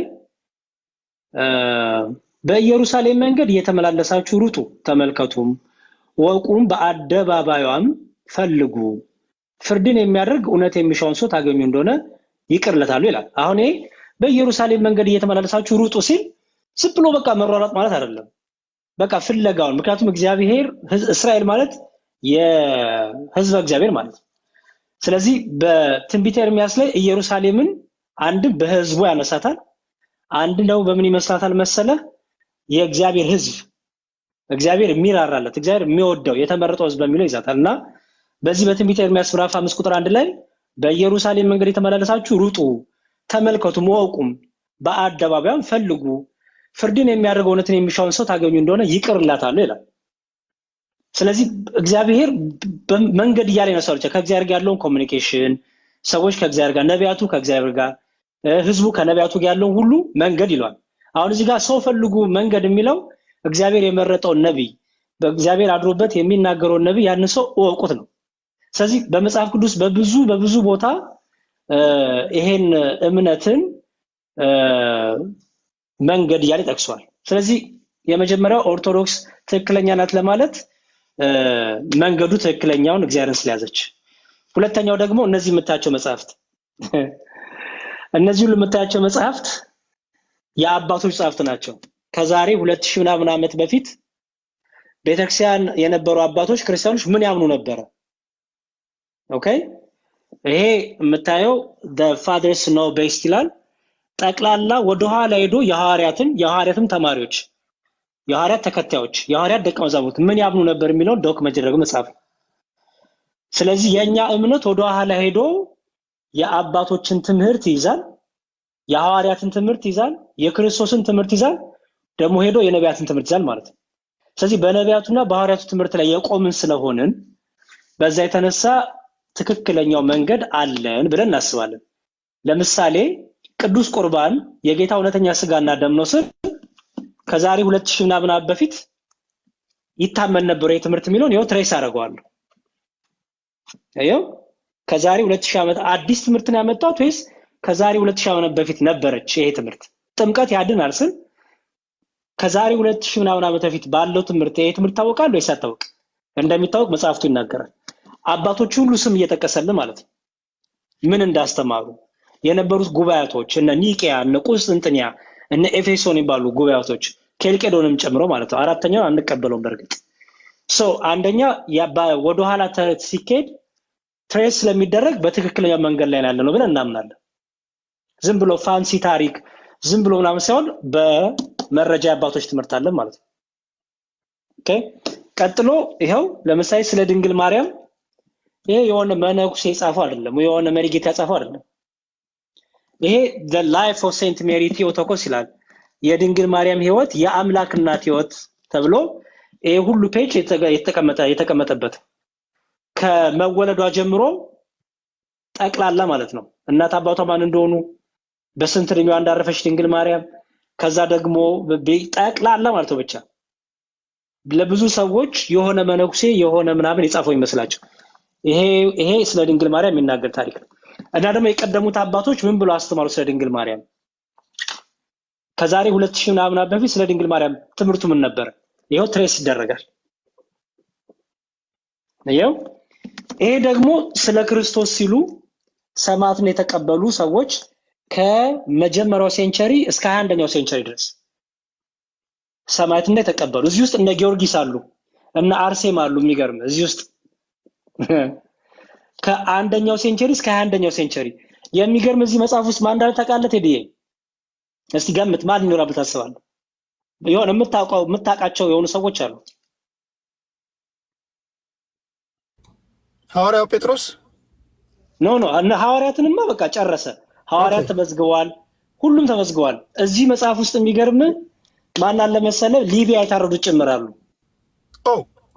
ያኛው መጽሐፍ ስለ ሴንት ሜሪ ነው። ያኛው ስለምንድን ነው? ይሄ ስለ ሴንት ሜሪ ነው። ይሄ ቢጫው ሰማዕት ስለሆኑ ነው። ቢጫ አንድ ቢጫ አሳየኝ። አንድ ቢጫው ይሄ የአባቶች ትምህርት ይሄ ስለ ክርስቶስ ጠቅላላ። ይሄ ደግሞ ጠቅላላ ስለ ክርስቶስ ሲሉ በሰማዕትነት ያረፉ ሊቢያ የታረዱትም አሉ እዚህ ላይ እዚህ ውስጥ ዶክመንት ተደርጓል። አይገርምም? ዋው! ይሄ እንዲህ ጠቅላላ ዓለም ውስጥ ክርስቲያኖች ላይ የደረሰው መከራ ግፍ የዘገበ መጽሐፍ ነው። ኦኬ፣ እዚህ ውስጥ ጠቅላላ ስለ ክርስቶስ ሲሉ የታረዱ የተቃጠሉ፣ ቆዳቸው ላይ ዘይት የፈሰሰባቸው፣ አንገታቸው የተቆረጠ፣ ለውሻ የተሰጡ፣ ለአንበሳ የተሰጡ ከሐዋርያቱ ጀምሮ ማለት ነው። ከዛ ደግሞ የሐዋርያቱ ተከታዮች፣ የሐዋርያቱ ተማሪዎች በአጠቃላይ ለእምነታቸው ሲሉ መስዋዕት የሆኑ ማለት ነው። አሁን ይሄን የሆነ መነኩሴ አይደለም የጻፈው። ኦኬ፣ ይሄን መጽሐፍ አይ ቲንክ ካሜራው ቆይ እየተገለበጣችሁ ብሎ መሰለኝ። ቆይ እንዲህ ባደረገው አይ ገስ ሞር ክሊር ይሆናል። ይኸው አሁን ይታያል። ክርስቲያን ማርቲርስ ይላል the heroes of our faith ይላል። አየኸው? from first century to 21 century እዚህ ውስጥ ጠቅላላ ሰማዕታት አሉ። በምን ሰማዕት እንደሆኑ፣ ማን እንደገደላቸው፣ ምን መከራ እንደተቀበሉ። አሁን አንዳንድ ሰው ጊዮርጊስ፣ አርሴማ ምናምን ሲባል በቃ የሆነ ኢትዮጵያ የሆነ ይመስላችኋል፣ ግን ነው እዚህ ውስጥ ሁሉ አለ። የሚገርም እነ እስጢፋኖስ ምናምን እዚህ ውስጥ አሉ፣ ሁሉም አሉ። እንደ እነ እስጢፋኖስ እና ሐዋርያቱማ መጽሐፍ ቅዱስ ላይ አሉለ፣ እዛ ላይም አሉ፣ እዚህ ላይ በስፋትም አሉ ብዬ ነው። እዚህ ጋርም አሉላ። ሰው ትሬስ ባክ መደረግ የሚችል ነገር ነው ማለት ነው። ይሄ ያልኩ ያው the life of the Virgin Mary the Theotokos ይላል። ግብጽ ውስጥ ኦርቶዶክስ ተዋሕዶ ቤተክርስቲያን ዲያቆናትን አንዴ በተነሳ ግርግር አቃጥሏቸው ነበር። እነሱ ሁሉ አሉ ነው የምትለኝ? በጣም ሪሰንትሊ የሆኑት ዶክመንት ሊያደርጓ ፓርቱ እያረ በዕለት ያው ይዘግባሉ። እኛ ለምሳሌ ስንክሳር የምንለው መጽሐፍ አለ ቤተክርስቲያናችን። ምን የሚደረግበት መሰለህ? ስለ ክርስቶስ ሲሉ መከራ የተቀበሉ ዶክመንት የሚደረጉበት ዕለት ቤተክርስቲያን ታስቀምጣለች። ምክንያቱም ለልጆቿ ይኸው ለክርስቶስ ፍቅር ሲባል ልጆቿ ይሄ ተሰውያ ታስቀምጣለች። ይሄ ደግሞ the life of Saint Mary ከምን ይዟል መሰለ? አሳይ ከምን ታሪኩ እንደመጣ እንደተጻፈ። ሊቢያ ላይ የተሰዉት በሙሉ ኦርቶዶክስ መሆናቸው ተረጋግጧል ማለት ነው። ክርስቲያኖች ናቸው። አዎ፣ ምክንያቱም የኮፕቲክ ኦርቶዶክሶች እና የኢትዮጵያን ኦርቶዶክሶች ናቸው ያሉት። ይሄ ራሱ አንድ ነገር ነው። በዛ ደረጃ እያንዳንዱ እምነታቸው ተረጋግጠው ከሆነ በጣም ይገርማል። ምክንያቱም የነሱ እያንዳንዳቸው ሚስቶች የነዛ ቤተሰቦችና እህቶች ሚስቶች ሚዲያ ላይ ወጥተው ነበር። ምንም የታወቀ ነው። ሚዲያ ላይ ገብተው ብታየው እንዲሁም ብዙዎቹ የግብጽ ናቸው ይበዛሉ፣ የግብጾቹ እና እንዲሁም ሚስቶቻቸው የሚገርም በጣም እንትን እያሉ ነበረ በደስታ የአባቶቻችን በረከት ደረሳቸው ባሎቻችን እያሉ በጣም እንዲሁም ተደንቀው ነበር። ዓለም ሁሉ እንዴት እንደዚህ ይላሉ እያሉ አሁን ይሄ ከየት ነው የመጣው ይላል? ከመጽሐፍ ቅዱስ፣ ከቅዱስ ትውፊት እና ደግሞ ከአባቶች ትምህርት ከሆሊ ትራዲሽን ብሎ ጠቅላላ ያስቀምጥላል ማለት ነው። እያንዳንዱ ነገር ከየዓመተ ምሕረቱ ካስተማሩ አባት ጭምር ያስቀምጥላል። ኦኬ፣ ቅድም ያልኩ ይሄውና ይሄ መጽሐፍ አለ the fathers know best ይላል። የአባቶች ትምህርት ማለት ነው። ይሄ ከሐዋርያት ተከትለው የሐዋርያት ደቀ መዛሙርት ደቀ መዛሙርት ነበራቸው፣ ተማሪዎች ነበሯቸው። እነሱ ከጌታ ተማሩ። እነሱ ደግሞ መልሰው ደግሞ የራሳቸው ደቀ መዛሙርት ነበሯቸው። የነሱና ከነሱ በኋላ ያሉት ሁሉ ያስቀመጡት ትምህርት ነው ይሄ። እና ስታነበው ጠቅላላ ስለምን ያስተምራል መሰለ? ይሄው እዚህ ጋር ስለ ቀኖና መጽሐፍት፣ ስለ ስላሴ፣ ስለ ትሪኒቲ፣ ስለ ጉባኤዎቹ፣ ስለ ስላሴ፣ ስለ እግዚአብሔር፣ ስለ ክርስቶስ፣ ስለ ሚስጥራት፣ ስለ ድንግል፣ ስለ ጥምቀት፣ ስለ ቅዱስ ቁርባን ሳክራመንት ይለዋል እና ደግሞ ስለ ድንግል ማርያም በአማርኛ ትርጉም አለ። ምናልባት ለአማርኛ አንባቢዎች በአማርኛ አንዳንዶቹ እየተተረጎሙ ነው፣ ብዙዎቹ አልተተረጎሙ። በጊዜ ነው ብዙዎቹ አሉት። ኦኬ ያ ሶ ፖይንቴ መሰለውን ቴዲ ልጠቅልልና ፖይንቴ ምንድነው? ኤቪደንስ አምጡ ብትለን መረጃ ብትጠይቀን መጽሐፍ ቅዱስ ብቻ አይደለም እኛ ያለን። አየህ ቅዱስ ትውፊት አለን፣ የአባቶች ትምህርት አለን። በእነዚህ ሁሉ ዶክመንቶቻችን ሰፖርት እናደርጋለን። በዚህ የተነሳ ወደኋላ ሄደን ወደፊትም መተን ትምህርቱ አንድ ከሆነ በትክክለኛው የቤተክርስቲያን ትምህርት ላይ ያለ ነው ብለን እናምናለን። ምክንያቱም ዛሬ ላይ መጥቼ የሆነ ነገር ባስተምር በምንድን ነው የምዳኘው አይደል? ኤርሚ የሆነ ነገር ቢል፣ ዲያቆን ፈለገ የሆነ ነገር ቢል፣ እኔም የሆነ ነገር ቢል በምንድን ነው የምዳኘው? የምዳኘው በምንድን ነው? በአባቶች ትምህርት ማለት ነው። ከዛሬ 2000 ምናምን በፊት አባቶች እንዴት ተረዱት? እንዴት ይኖሩት ነበር? መጽሐፍ ቅዱስ እንዴት አስተማሩ? ድምጽ የለም ይላሉ። እኔ ጋር ነው ወይስ እኔ ጋር ይሰማኛል? ይሰማችኋል አይደል? በቃ ስለዚህ ማጠቃለያው ምንድነው? የአባቶች መጽሐፍ ቅዱስ የቃል ትምህርት ይቀድማል። ታውቃለህ? ምክንያቱም መጀመሪያ ላይ ቃል የጻፈው አይደለም፣ ክርስቶስ መጽሐፍ ይዞ አላስተማረም አይደለም? ታውቃለህ? የብሉይ ኪዳን መጽሐፍት ነበሩ። ምክንያቱም በቤተ መቅደስ የኢሳያስ መጽሐፍ ጌታ ያነብ ነበረ። እንዲሁም አንደኛው ይሄ ነው። የኢሳያስ መጽሐፍ ሲያነብ ይሄ ትንቢት ዛሬ ተፈጸመ ሲላቸው ሊወግሩት ተነሱ። እየገፈተሩ አውጡት ጌታ። ኦኬ ሶ የአዲስ ኪዳን መጽሐፍት ግን የተጻፉት ከትምህርቱ በኋላ ነው። መጀመሪያ የቃል ትምህርት ይቀድማል። አየህ ሶ እኛ ኦርቶዶክሳውያን መጽሐፍ ቅዱስ ብቻ ምን አይደለንም። ምክንያቱም የቃል ትምህርትም አለ ያልተጻፉ። እነዛ በምን ታገኛቸዋለህ? በትምህርት፣ በአባቶች ትምህርት። አየው በቅዱስ ትውፊት ሰው ጥያቄ ቢያነሳ አሁን እነዚህ መጽሐፍ ቅዱስ ላይ ያልተካተቱ ናቸው። ኖ ተካተዋል። ማብራሪያዎቹ ትምህርቶቹ ማብራሪያዎቹ ናቸው። ማብራሪያዎቹ የቃል ትምህርት አለው፣ የቅዱስ ትውፊት አለው እና ደግሞ ወንጌሉ ሶስቱ አንድ ላይ ሆነው ማስረጃ ይሆናሉ ማለት ነው። ኦኬ አሁን ለምሳሌ መጽሐፍ ቅዱስ በምን እንደተጻፈ ይታወቃል። ለምሳሌ የእግዚአብሔር ቃል በመንፈስ ተመርቶ የተጻፈ ቃል ነው፣ የእግዚአብሔር ቃል ነው። ደግሞ የእግዚአብሔር ቃል ወይም ደግሞ ሐዋርያቶች ሰዎች የጻፉት ነውና ተአማኒነቱ ተብሎ ቢጠይቃውን ተአማኒነታቸው ምንድን ነው? አንዳንድ ሰዎች ከራሳቸው የጨመሩት ላለመሆኑ፣ ያጋነኑት ላለመሆኑ፣ ያሳነሱት ላለመሆኑ፣ ያልተፈጠረ ነገር እንደተፈጠረ አድርገው ላለመጻፋቸው ተአማኒነቱ ምንድነው ቢባል ምንድነው የምትሉት? በጣም ጥሩ። ተአማኒነቱ መሰለ በዘመናቱ ላይ የነበሩት አባቶች የተስማሙበት ትምህርት ነው። የመጀመሪያው ገባ የብዙሃኑ የተስማማበት ትምህርት ሆነ ይቀጥላል ማለት ነው። አሁን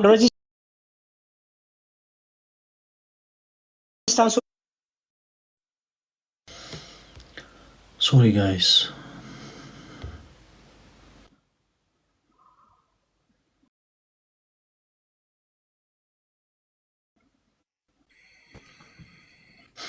የተለያየ አዳዲስ ትምህርቶች መጥተው ነው። ለምሳሌ ክርስቶስ ፍጡር ነው የሚል ትምህርት መጣ። አምላክ አይደለም የሚል ትምህርት መጣ። መንፈስ ቅዱስ ከአብና ከወልድ ያንሳል የሚል ትምህርት መጣ። አየው። ስለዚህ ምን ያደርጋሉ? በዛ ጊዜ የነበረችው አንድ ካታሆሊክ ወይም ዩኒቨርሳል ቸርች አንድ ቤተክርስቲያን አለች። ይህ ሁሉም ከየዓለሙ ይጠራራል። ከዛ በኋላ ይጠራሩና ያን ትምህርት ይገመገማል፣ ይከራከራሉ። ያንን ሰው አዲሱን ትምህርት ያዳምጡታል። ከዛ በኋላ ትምህርቱ ይረታል ማለት ነው በትክክለኛ ትምህርት ገባት ሄደው። ስለዚህ አሁን የመጀመሪያው ሁሉም አባቶች ተሰብስበው ያመኑበት ያጸደቁት ትምህርት መሆኑ አንድ። ሁለተኛ ከመጽሐፍ ቅዱሱ ጋር ስለማይጋጭ መጽሐፍ ቅዱሱ ጋር ያለው ትምህርትና የትምህርት ስለማይጋጭ ምክንያቱም መጽሐፍ ቅዱሱ ነው ራሱ እነሱ ምን ያደረጉት ከሐዋርያቱ ተምረው ደግሞ ለኛ ያስቀምጡልን ማለት ነው። ገባት ሄዲዬ ሰው ከወደኋላም ወደፊትም ኮምፔር ማድረጊያ መመዘኛ ሚዛኖች አሉት። ከዛ ደግሞ በመሃል ማን አሉ? ሐዋርያቱ አሉ፣ የሐዋርያቱ ተማሪዎች አሉ፣ ዋናው ጌታ አለ፣ ትንቢቶች አሉ፣ መጽሐፍቱ አሉ። እነዚህ ሁሉ አንድ ላይ ማች አድርገው ትምህርቱ ይቀጥላል ማለት ነው። ለምሳሌ ቻሌንጅ የሚያደርገን ካለ ምን እናደርጋለን? ልክ አንድ ሰው መጥቶ ለምሳሌ አሁን አይተህ ከሆነ ፕሮቴስታንት አለ፣ ካቶሊክ አለ፣ ኦርቶዶክስ አለ አይደል? ቴዲ እሺ ማናችን ልክ ብንል ማን ነው የሚዳኘን? መጽሐፍ ቅዱስ አንድ ይዘናል። ኦኬ አሁን እንዳኝ ብንል ማን ሊዳኘን ነው? የራሳችን ትርጉም አይዳኘንም አይደል? ስለዚህ ምንድነው መዳኛው? ምንድነው ያን ነገር የሚዳኘው? ኦኬ ከዛሬ 2000 ዓመት በፊት የነበሩት አባቶች ይሄን እንዴት ተረዱት? መጽሐፍ ቅዱስን ምን ብሎ አስተማሩት አይደል? ምክንያቱም ወደ እነሱ ስትሄድ ለሐዋርያቱ የቀረቡ ናቸው። ከሐዋርያቱ ቃል በቃል የሰሙ ናቸው። ቃል በቃል የተማሩ ናቸው። አየኸው?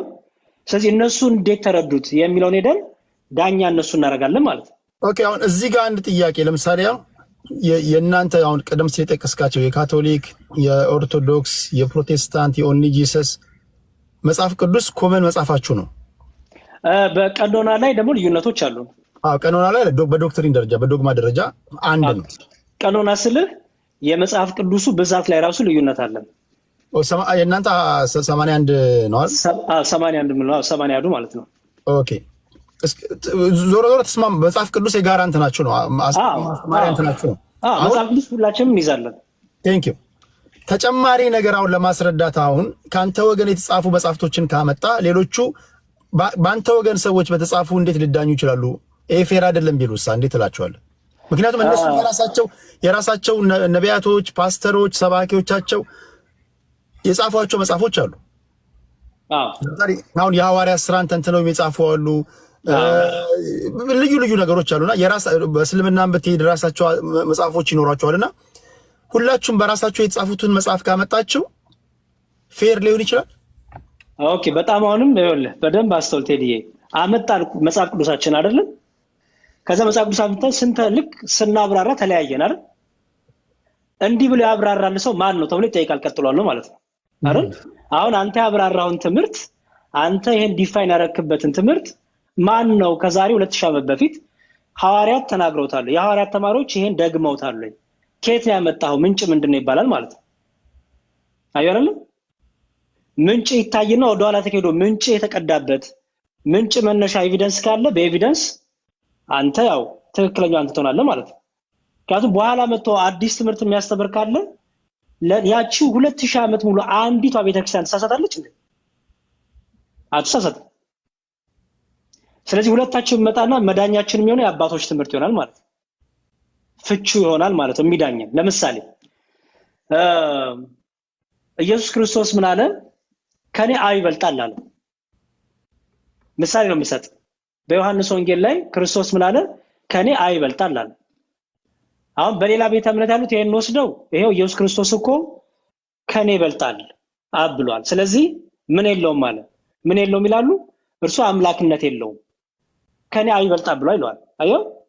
አሁን ይሄን ያለ ሰው መጥቶ ቢጠይቅህ አረ ይበልጣል ትሏል አይበልጥም ይላል። ይበልጣል ትሏል አይበልጥ። ኦኬ ታዲያ መዳኛ ምንድነው? መዳኛችሁ የሚዳኛችሁ ምንድነው? ኦኬ ወደኋላ እንሂድና ይሄን ትምህርት ያስተማረ ሰው አለ ወይ? ወይስ ያንተ ትምህርት ነው አሁን የተጀመረው? ከዛሬ ወደኋላ ሄዶ ትክክለኛው የሐዋርያቱ ትምህርት፣ ምክንያቱም ከጌታ ሐዋርያቱ ተቀበሉ አይደል ቴዲ? ከሐዋርያቱ ደግሞ የሐዋርያቱ አስተማሪ የሐዋርያቱ ደግሞ ተከታዮች ተቀበሉ አይደል? ስለዚህ እነዚህ ምን ተረዱት? ምን ብሎ አስተማሩ? ምን ተረዱት? ከዛ በዛ ይመዘንና አንደኛው ያልፋል፣ አንደኛው ያልቃል ማለት ነው። ኦኬ የመጨረሻ ግን አንድ ጥያቄ ላንሳ ከዚህ ጋር ምናልባት አሁን ቢኖሩ አሁን 3 አይነት ሰዎች አሉ እኔ በገባኝና በተረዳሁት ልክ። የመጀመሪያዎቹ ስትነግራቸው ቶሎ የሚይዙ ናቸው። ልካውን ኢየሱስ ክርስቶስ ዘር ሊዘራ ወጣ፣ አንደኛው ጭንጫ ላይ፣ አንደኛው ሜዳ ላይ፣ አንደኛው እሾህ ላይ እንደሚለው እያለ እንደሚያስተምረው ማለት ነው። አሁን ሁሉም ሰው ቃሉ አንድ ቢሆንም የመረዳት ሌቭሉ ግን አንድ አይደለም። ለምሳሌ በመዝሙርና በፈለገ መካከል ልዩነቶች አሉ። ምንም እንኳን ዶግማቸው አንድ ቢሆንም የምትከተሉት ቀኖና አንድ ቢሆንም ነገሮችን የምታስተምሩበት ቃላት አጣጣላችሁ፣ ምሳሌ አጠቃቀማችሁ ምናምን ይለያያል።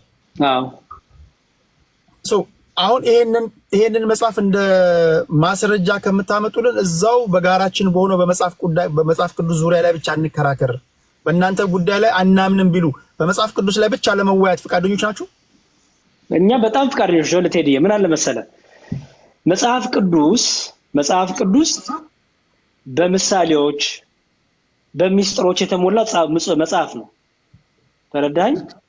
ለምሳሌ ጌታ ሲያስተምር በምሳሌ ያስተምር ነበር። ዘርዘይ ሊዘራው ወጣ አላልክም ቅድም?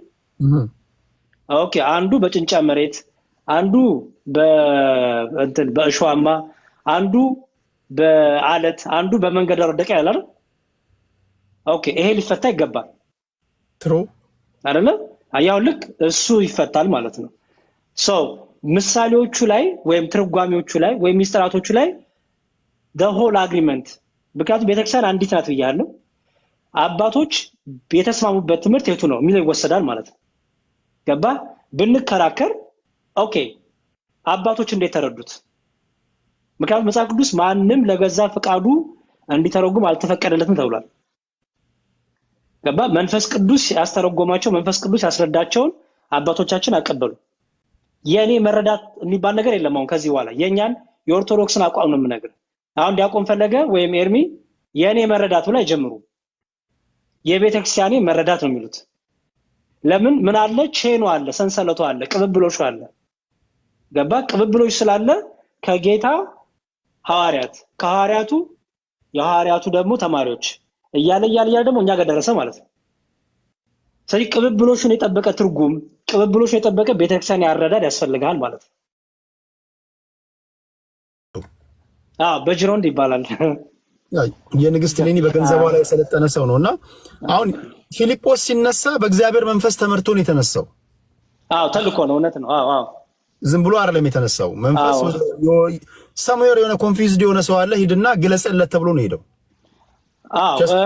ኮንፊውዝድ የሆነ ሰው ሳይሆን የጌታን መልአክ ምናምን ተነስተ በደቡብ በኩል ከኢየሩሳሌም ወደ ጋዛ ወደሚወርደው ምድረ በዳ ወደ ሆነ መንገድ ሂድ አለው። ተነስቶም ሄደ ይላል። ኮንፊውዝ ስለ ሰውየው ያነበዋል እንጂ አንደርስታንድ አደረገው። አሁን ይኸውልህ ሰውየው ፊልጶስ እንደተላከለት አያውቅም። መጀመሪያው ነገር ፊልጶስም ሰውየው እንደሚያገኘው አያውቅም። ብቻ ተነስተ ሂድ ነው የተባለው። ኦኬ ቀጥል። አሁን ቴዲ አሁን የሆነ ያው እግዚአብሔር ሲልከው ለዓላማ ነው። እውነት ነው። እኔ አሁን ሲመስለኝ እዛ ጋር ሰውየው የነብዩ ኢሳያስን መጽሐፍ ያነባል፣ አንዳንድ ሰው ቃላት ያነባል እንጂ አንደርስታንድ አያደርግም። እውነት ነው። እንዲህ አይነት ሰዎች አሉ። በአማርኛ የተግባባንም አንግባባም እኮ። ለምሳሌ መዝሙር የሚናገረውን ንግግር ለዛ ነው ብዙ ጊዜ አሁን ጭቅጭቅ የሚፈጠረው። አንዳንድ ተመሳሳይ ነገሮች የተናገሩ ሰዎች ይጨቃጨቃሉ። የተረጋጉ ሰዎች ይገቡና አንተምተው ይላሉ። እሱ እኮ የሚለው እንደዚህ ነው፣ እሱ የሚለው እንደዛ ነው ሲሉ አሃ እንላለን። መጽሐፉን ያነበዋል ግን አይገባውም። ወይ አይገባውም ወይ ደግሞ በራሱ ይተረጉመዋል። አስረጅ ሳይኖረኝ እንዴት ሊገባኝ ይችላል ሲል ፊልጶስም በመንፈስ ተልኮ ይዞ ነው የመጣውና አሁን ፊልጶስ ግን ማን ነው የላከው ከተባለ በእግዚአብሔር መንፈስ የመጣ ሰው ነው፣ መንፈስ ቅዱስ። እውነት ነው። አሁን መጽሐፍቶች መንፈሳዊ ነገሮች ልክ እንደዚህ በእግዚአብሔር መንፈስ ተመርተው መጽሐፍ የለባቸውም ወይ የሚሉ ጥያቄዎች ቢነሱ ምንድነው የምትሉት? ለምሳሌ አሁን ይሄ መጽሐፍ ቅዱስ ሁላችሁም እንደምትስማሙት በእግዚአብሔር መንፈስ የተመሩ ሰዎች የጻፉት ነው። ማጣቀሻ ምናምን የሚባሉ ነገሮች እንኳን በማጣቀሻዎች ቀርቶ በቅዱስ መጽሐፍ እንኳን ብዙ ጭቅጭቆች፣ ብዙ ጥያቄዎች ይነሳሉና ይሄንን እንደ ማስረጃ ስታመጡ አባቶች የጻፉት ከዚህ ቀደም የነበሩ የእምነታችን ተከታዮች የጻፉት ስትሏቸው ሌሎችን ሊቀበሉት ይችላሉ ወይ? ክርክር አይሆንም ወይ? ሌላኛ ክርክር አይሆንም ወይ? ከዛ ይልቅ በመጽሐፍ ቅዱሱ ላይ መጽሐፍ ቅዱስ ራሱ በጣም ዋይድ ነው። ውይይት በዛ ብቻ መሆን አይችሉም። የእስልምና እምነት ተከታዮች ቁርአንን ይዘው ይመጡ አንደርስታንድ ታደርጋለህ። እናንተ ግን ክርስቲያኖች ሴንተር አድርጋችሁ ማውራት ያለባችሁና መጫወት ያለባችሁ በመጽሐፍ ቅዱስ ዙሪያና ዙሪያ ብቻ መሆን የለበትም ወይ? እሱን እኮ ነው የምልህ ቴዲ። ለምሳሌ በእስልምና ባይዘው ቁርአን ብቻ አይደለም ሐዲስና ተፍሲር አለ። ቁርአን በቁርአን ይፈታል፣ ቁርአን በሐዲስ ይፈታል፣ ቁርአን በተፍሲር ይፈታል። ኦልራይት ቁርአን ያው ቁርአን ነው፣ ከሰማይ ወረደ ብለው ክሌም የሚያደርጉት መጽሐፍ ነው። ሐዲስ ደግሞ የነብያቸው ንግግር የእሳቸው ተከታዮች ነብዩ እንዲህ ብለዋል፣ እንዲህ ተረድተዋል፣ እንዲህ ተርጉሟል ብለው የጻፉበት ነው ሐዲስ የሚባለው። ተፍሲር ደግሞ ከነሱ ቀጥሎ ያሉ የእስልምና አስተማሪዎች ትላልቅ የሚታመኑ ሙፈሲር ይባላሉ፣ ወይም ተርጓሚዎች ማለት ነው። ይሄ ማለት ይሄ ነው ብለው ይፈቱበት። ስለዚህ ቁርአን እንኳን ለብቻው አይደለም የሚፈታው፣ በእነዚህ በሶስቱ ይፈታል ማለት ነው። በቁርአን ቁርአኑ ይፈታዋል፣ ወይ ደግሞ ቁርአኑ በሐዲስ ይፈታል፣ ወይ ደግሞ በተፍሲር ይፈታል ማለት ነው።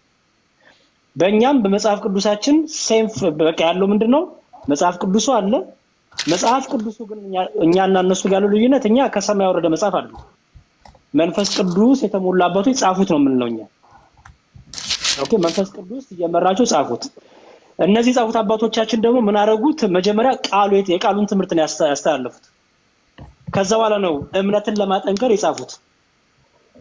ገባ? እምነትን ለማጠንከር ጻፉ። ለምሳሌ የቅዱስ ጳውሎስ መልእክት ብታየው ካስተማረ በኋላ የጻፋቸው መልእክቶች ናቸው። ለዳኑ በክርስቶስ አሉ የጻፉ መልእክቶች ናቸው። ገባ? እንጂ ጽፎ አይደለም የሚያስተምር የነበረው። በእኛ ይሄ ነው ልዩነቱ። አሁን ለምሳሌ መጽሐፍ ቅዱስ ይላል ካልተላኩ እንዴት ያስተምራሉ ይላል። እኛ ምን እናምናለን? መላእክትም ትክክለኛው ትምህርት በቅብብሎሽ ያለፈ መሆን አለበት ብለን እናምናለን። ክርስቶስ ካላካቸው ማን እንደላካቸው በምን ታውቃለህ? ገባ? ሐዋርያቱ የላከ ክርስቶስ ነው። ስለዚህ የምትሰማው ትምህርት ትክክለኛ የክርስቶስ ትምህርት ሆኖ የምታራግጠው ከክርስቶስ የተላኩ መሆን አለባቸው። የመጀመሪያው። ቀጥሎ ደግሞ ከክርስቶስ የተቀበሉትን ደግሞ እነዚህ ሐዋርያት ደግሞ ለሌላ ሰው ማስተላለፍ አለባቸው አይደል? እንዳስተላለፉ ጥቅስ ልስጥህ። የሐዋርያት ሥራ ላይ ሜላ መሰለ የሐዋርያት ሥራ ምዕራፍ 6 ቁጥር 5 አሁን ቅብብሎሹን ላሳይክ ነው። የሐዋርያት ሥራ ምዕራፍ 6 ቁጥር 5 ይህም ቃል ሕዝቡን ሁሉ ደስ አሰኛቸው፣ እምነትና መንፈስ ቅዱስም የሞላበትን ሰው ይላል እስጢፋኖስን የመረጡትን ያው ቅብብሎሹን ላሳይክ ነው። እነሱን ጌታ መረጠ፣ እነሱ ደግሞ የመረጡትን ለነገክ ነው ያስተላለፉትን። ለማ አንደኛ እስጢፋኖስ ማለት የተወገረው ማለት ነው። በድንጋይ ተወግሮ የሞተው። የመረጡት ግን ናቸው ሐዋርያት። እስጢፋኖስ ተነስቶ እኔ እኮ የጌታ ተከታይ ነኝ ብቻ አላለም፣ አይችልም። ገባ? በሐዋርያቱ የሚመረጥ ሐዋርያቱን የሚተካ ያስፈልጋል። ስለዚህ የሐዋርያቱ መራጭ ጌታ ደግሞ ሐዋርያቱን እረኛ አድርጎ ሾመ። ምን እንዲያደርጉ? እንዲመርጡ፣ እነሱ ነው ተተኪ እንዲመርጡ። ቅብብሎሽ ምን ላይ ነው? ማማ እንደመረጡ ልንገርህ። አንደኛ እስጢፋኖስ፣ ሁለተኛ ፊልጶስ፣ ሶስተኛ ጰርኮርሶሮም፣ ኔቄራኖም፣ ይሁዲነትም ገብቶ የነበረው የአንጾኪያ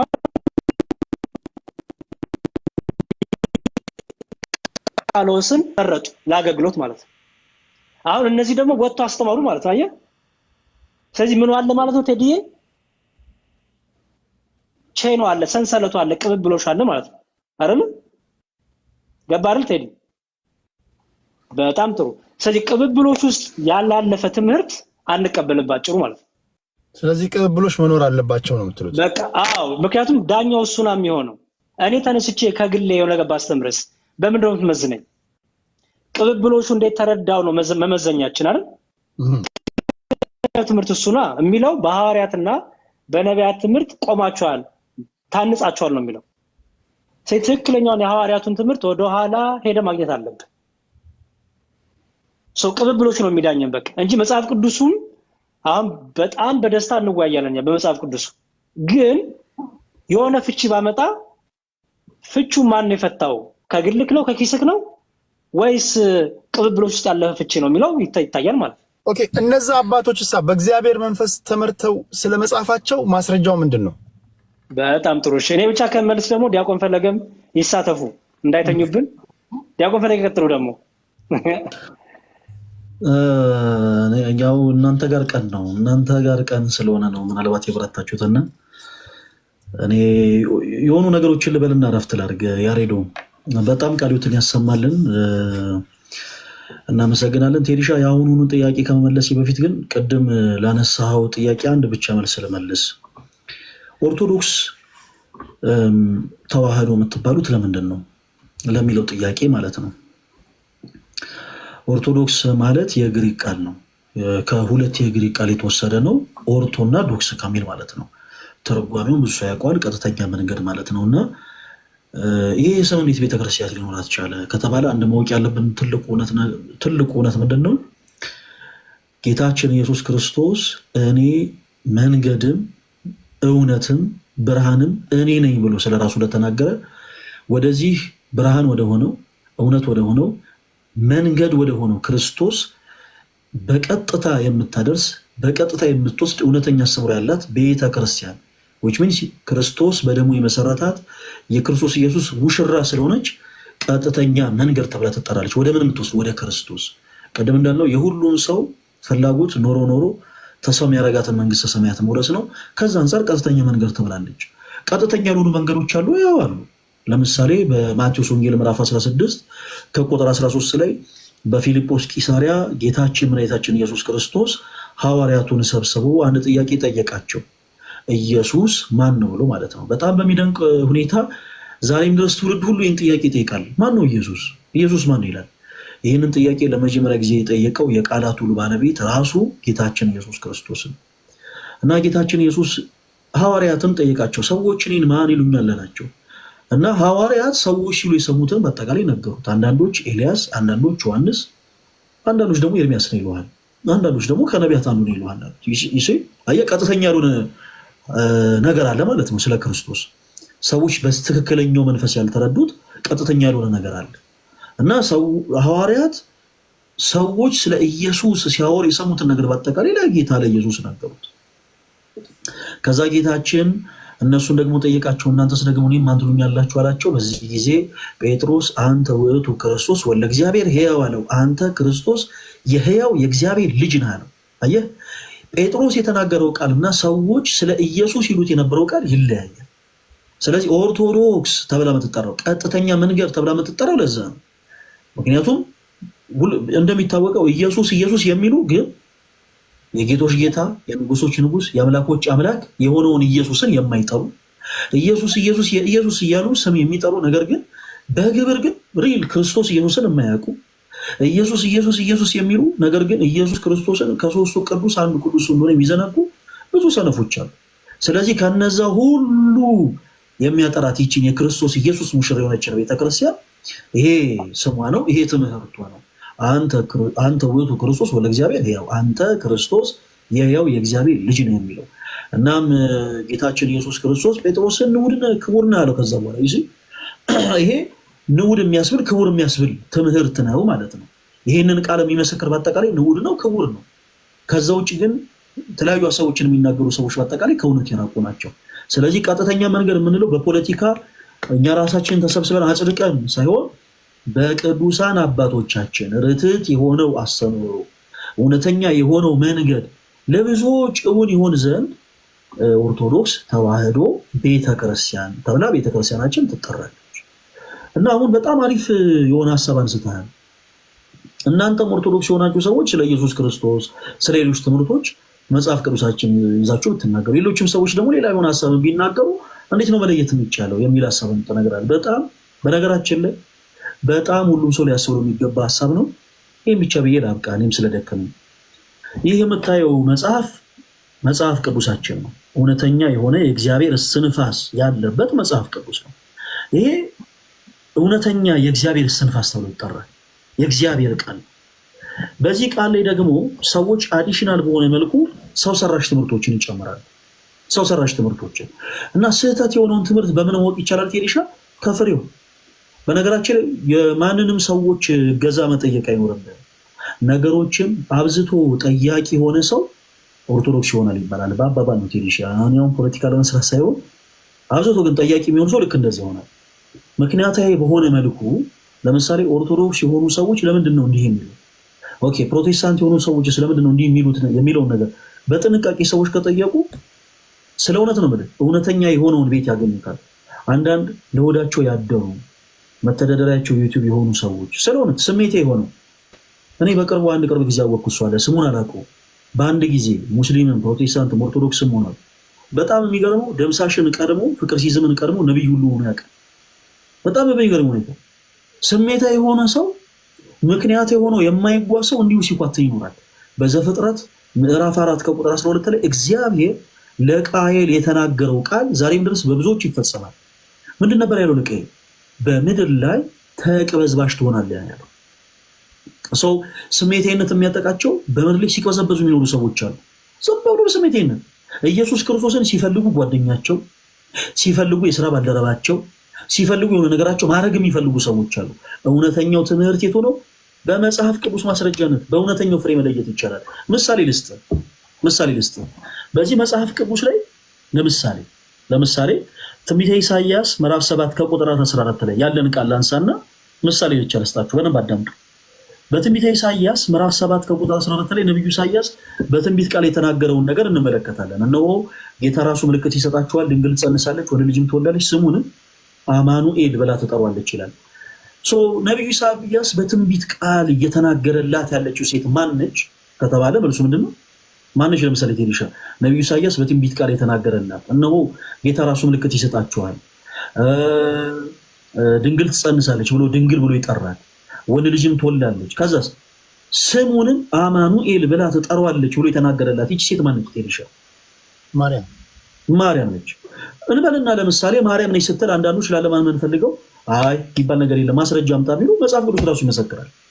በማቴዎስ ወንጌል ምዕራፍ 1 ከቁጥር 22 ላይ ብስራት የመልአክ ቅዱስ ገብርኤል ለዮሴፍ እንዲህ ይለዋል፣ እነሆ በነቢዩ ኢሳይያስ ድንግል ትጸንሳለች፣ ልጅንም ትወልዳለች፣ ስሙንም አማኑኤል ብለው ይጠሩታል የተባለው ይፈጸም ዘንድ ይህ ሁሉ ሆነ ይለዋል። እዚህ ስለዚህ እኛ ምክንያት የሆነ በመጽሐፍ ቅዱስ የማስረጃነት ትምህርታችን መጽሐፍ ቅዱስ እንደሆነ ፕሩፍ ማድረግ እንችላለን። እዚህ ጋር ደግሞ አንድ የፕሮቴስታንቲዝም ለምሳሌ መጽሐፍ ቅዱስ አለ ካጠገቡ። ይሄ አዲሱ መደበኛ ትርጉም ይባላል። ቴዲሻ ሌላ ጊዜ በደንብ በሰፊው አሳያለሁ። ይሄ አዲሱ መደበኛ ትርጉም የሚባል መጽሐፍ ቅዱስ አንደኛ ከመጽሐፍ ቅዱስ ማህበር እውቅና ውጪ ታተመ መጽሐፍ በባቢሊካ ኢንተርናሽናል በሆኑ ግለሰቦች የታተመ መጽሐፍ ነው እና የፕሮቴስታንት ስኮላሮች የህዳግ ማብራሪያ ያስቀምጠውበታል።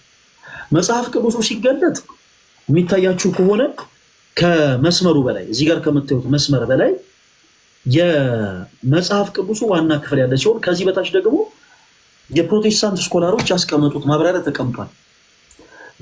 ካሜራ እንዳላዞር ምናምን ስለደከመኝ በቃል ልንገራችሁ ስለማውቀው ጥቅሱን ያዙትላችሁ ሪፈር ማለት ከፈለጋችሁ እዚሁ ትንቢተ ኢሳይያስ ምዕራፍ 7 ከቁጥር 14 ላይ እነሆ ጌታ ራሱ ምልክት ይሰጣችኋል፣ ድንግል ትጸንሳለች፣ ወንድ ልጅም ትወልዳለች፣ ስሙንም አማኑኤል ብላ ትጠራዋለች ተብሎ የተጻፈውን ቃል በጣም በሚደንቅ ሁኔታ ለማን ተብሎ እንደተቀመጠ ላንብብላችሁ። በፕሮቴስታንቱ ስኮላሮች ሊሳዳምጡ እውነተኛውን ነገር እንዴት እንደምትለይ ላሳይ ፈልጌ 7:14 ላይ ድንግሊንና ምን ይላል መሰላችሁ? ድንግል የኢሳይያስ የመጀመሪያ ሚስቱ ይሰማል። ሁላችሁም እየሰማችሁ ድንግል የኢሳይያስ የመጀመሪያ ሚስቱ ሻር ያሱብን ከወለደች በኋላ ሞተች ይመስላል። ትርጉሙን በይመስላል በደሳሌ ምናምን ነው የሚያስቀምጡት። ይመስላል ይልና ከዛ በኋላ እሷ ስለሞተች ኦኬ በቃ እሷ አይደለችም። ከዛስ ስለዚህ ሁለተኛ ሚስቱ ልትሆን የታጨችው ልጃገረድ የሚያመለክት ሊሆን ይችላል ይላል። ኢማጂን ነብዩ ኢሳይያስ እነሆ ጌታ ራሱ ምልክት ይሰጣችኋል ተብሎ ተነገረላት። እንግዲህ ጌታ ምልክት የሰጠው የነብዩ ኢሳይያስ ሁለተኛ ሚስቱ ድንግል ሆና የምትመጣዋን ሴት ነው እያለን ነው እዚህ ጋር ይሄ ክፍል ማለት ነው። አሁን ይሄ ዊርድ የሆነ ትምህርት ነው። እንዲህ አይነት ትምህርቶች ቴሪሻ ምን ይባላሉ? ሰው ሰራሽ ትምህርቶች ይባላሉ። በነገራችን ላይ በጣም በሚገርም ሁኔታ ከአፈ ታሪክ ሰዎች በድርሰት ከፈጠሯቸው ተረቶች ይልቅ በመጽሐፍ ቅዱስ መነሻነት ተመርኩዞ ሰዎች የፈጠሩት ሰው ሰራሽ ትምህርት ይበልጣል በጣም።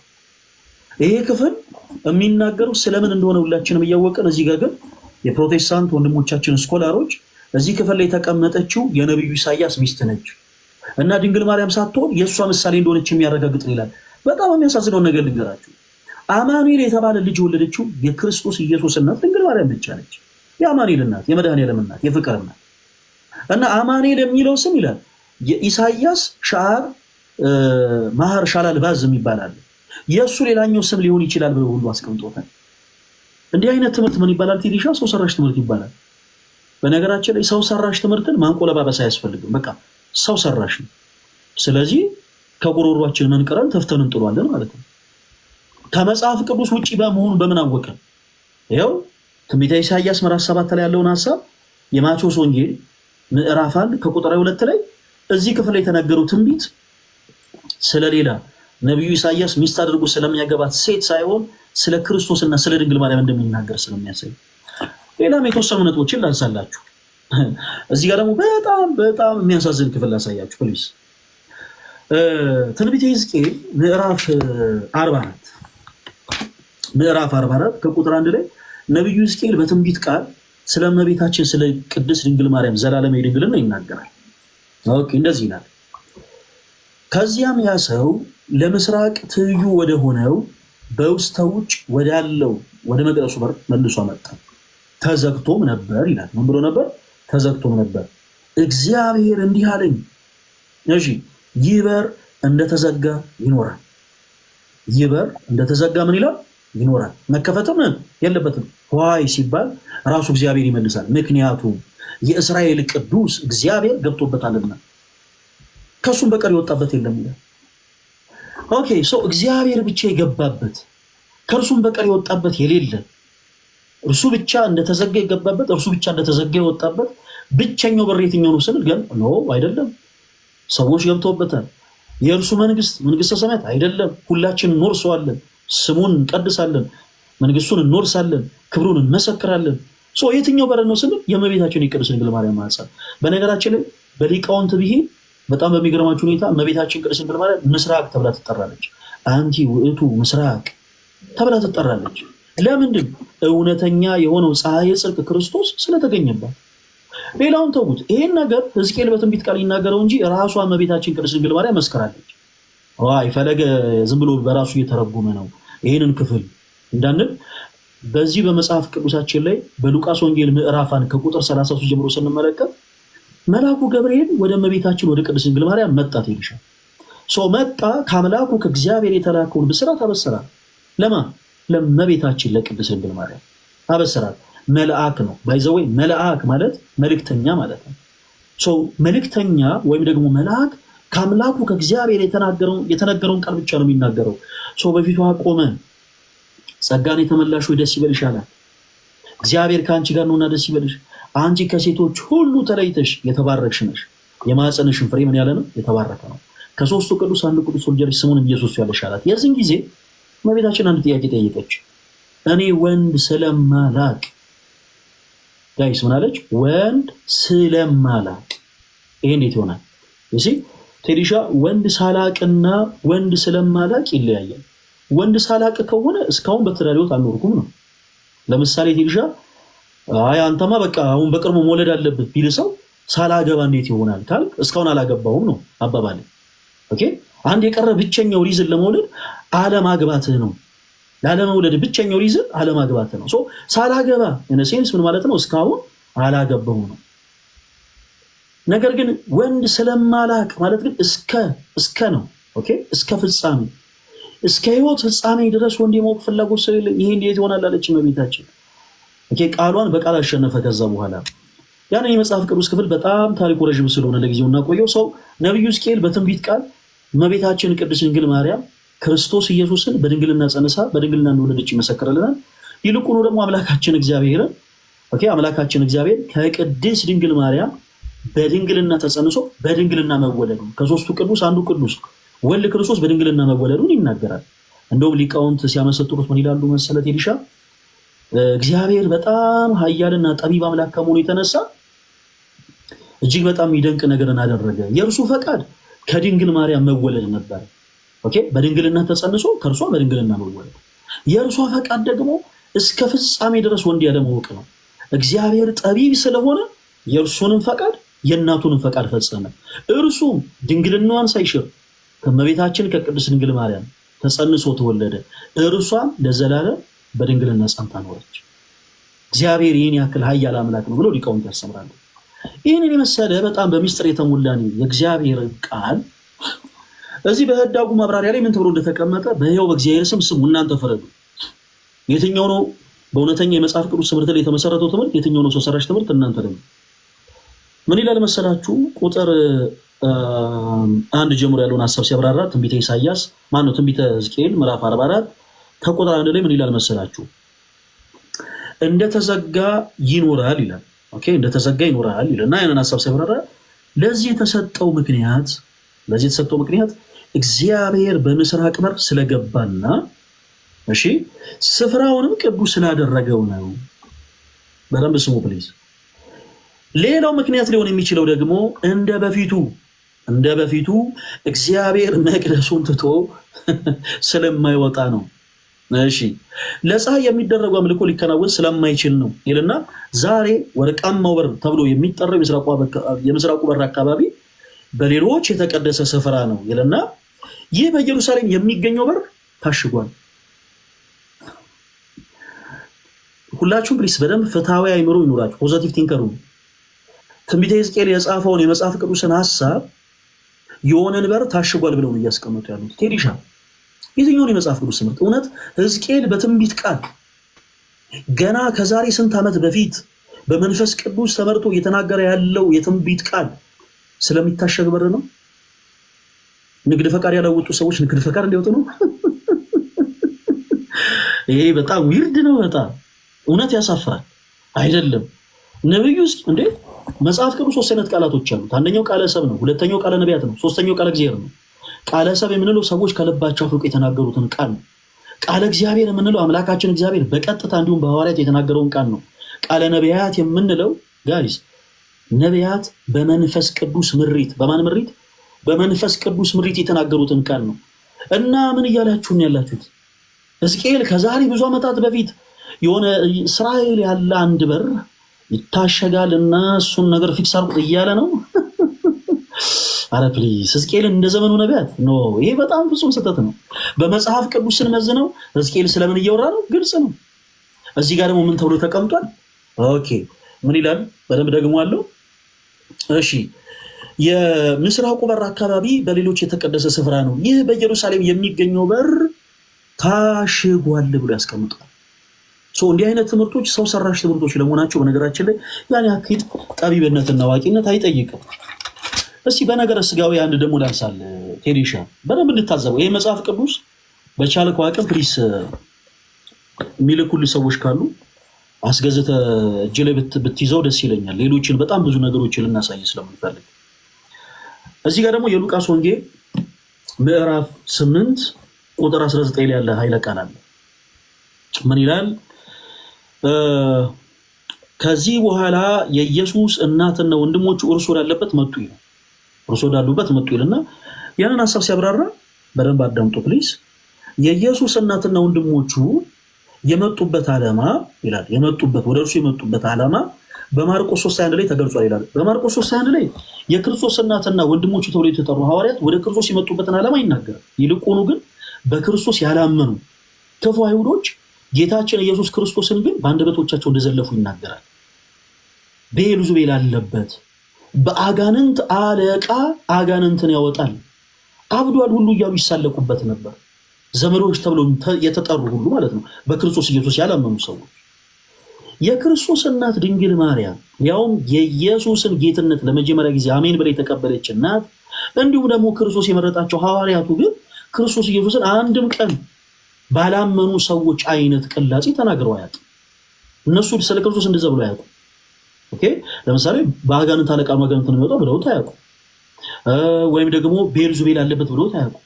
አብዷል ብለውት አያውቁም። እዚህ ክፍል ላይ በጣም በሚያሳዝን ሁኔታ ተወዳጆች እንዲህ አይነቱ ነገር ለአምላካችን ለክርስቶስ የተገባ ባህሪ አይደለም። ጥቅሱን ያዙት፣ ሁላችሁ ሪፈር እያደረጋችሁ መጽሐፉን ገልጣችሁ ተመልከቱት። የህዳግ ማብራሪያው ላይ ምን ይላል? ወደ ኢየሱስ የመጡበት ዓላማ ይኸውም አብዷል በማለት ካለበት አስቸጋሪ ሁኔታ ነፃ እንዲወጣ ፈልገው ሳይሆን አይቀርም ይላል። ይሄ ነው አሁን እውነተኛ የሆነ የመጽሐፍ ቅዱስ ትምህርት። የመጽሐፍ ቅዱስ ትምህርት እኮ የታወቀ ነው። የመጽሐፍ ቅዱስ ትምህርት እርስ በርሱ አይጋጭ። ክርስቶስ እርሱ ሁለንተናው ቅዱስ የሆነውን አምላክ ከእንደገና ደግሞ ከባህሪው ዝቅ አድርጎ እንደ ተራ እብድ እንደ ተራ ዱርዬ አድርጎ አይስልም፣ አያስቀምጥም። ነገር ግን ኢየሱስም ይኸው እናቱ ድንግል ማርያም ኢማጂን ክርስቶስን የወለደች እናት መለኮትን ያክል ጌታን የዳሰሰች እናት እንዲህ ብለዋለች። ማንን? ኢየሱስን ምን ብለዋለች? አብዷል። ሎቱ ስብሐት ይቅር በለኝ እኔ ስለደከምኩት።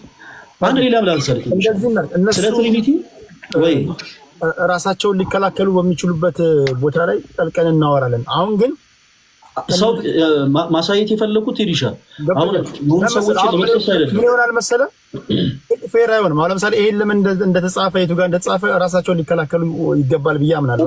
እሺ እዘጋዋለሁ፣ መጽሐፉን እዘጋዋለሁ።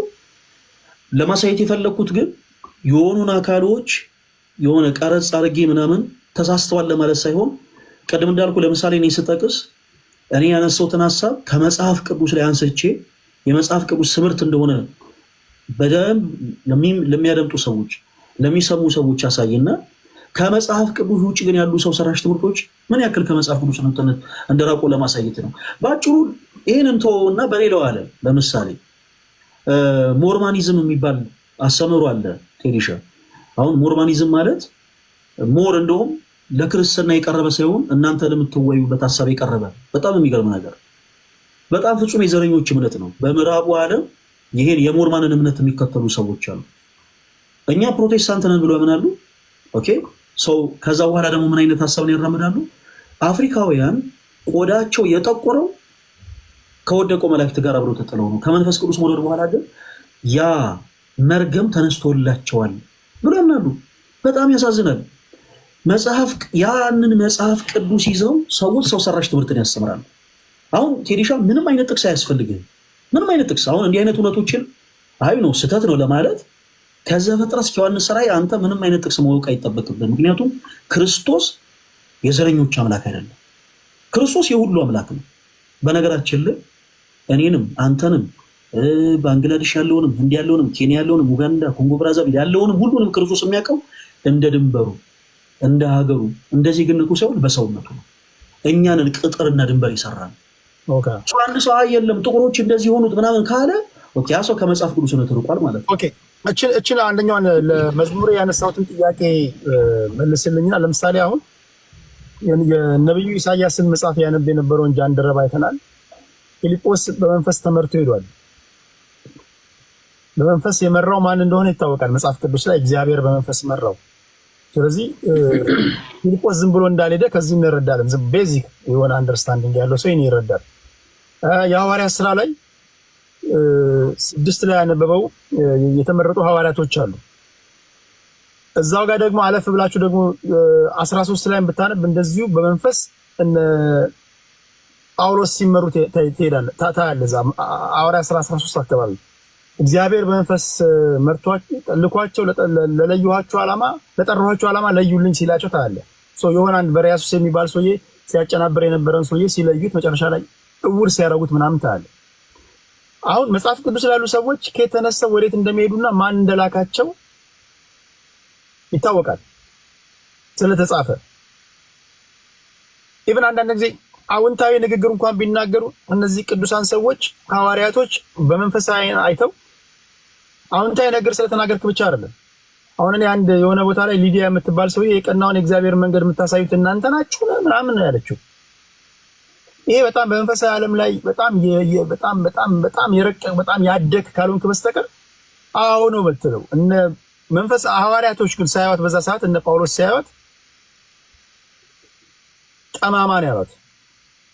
ሴትዮዋ የተናገረችው ያስደነግጣል። የቀናውን የእግዚአብሔርን መንገድ የምታሳዩት እናንተ ናችሁ ነው አለች።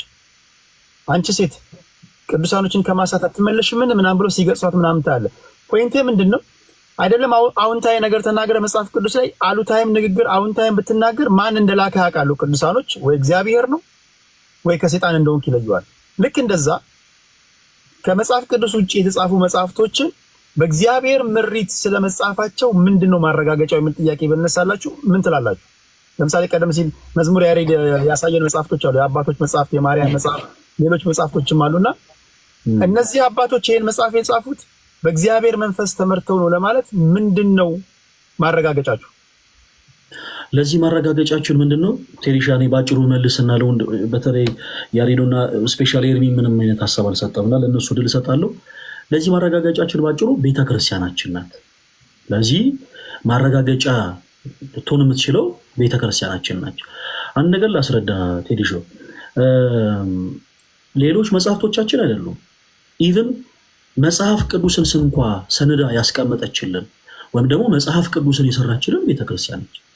ባይዘዌ መጽሐፍ ቅዱስ አይደለም ቤተክርስቲያንን የሰራት፣ ቤተክርስቲያናት መጽሐፍ ቅዱስን የሰራችው። ምን ማለት ነው? ይህ ምን ማለት ነው ስንል ሐዋርያት በስብከታቸው ያስተማሩትን እውነት፣ ነቢያት በትንቢታቸው የዘገባቱን ሐቅ፣ እነዚህ ናቸው የብሉያት መጽሐፍት፣ እነዚህ ናቸው የአዲስ ኪዳን መጽሐፍት ብላ ቀንና አዘጋጅታ ያስቀመጠችው ቤተክርስቲያን ነች።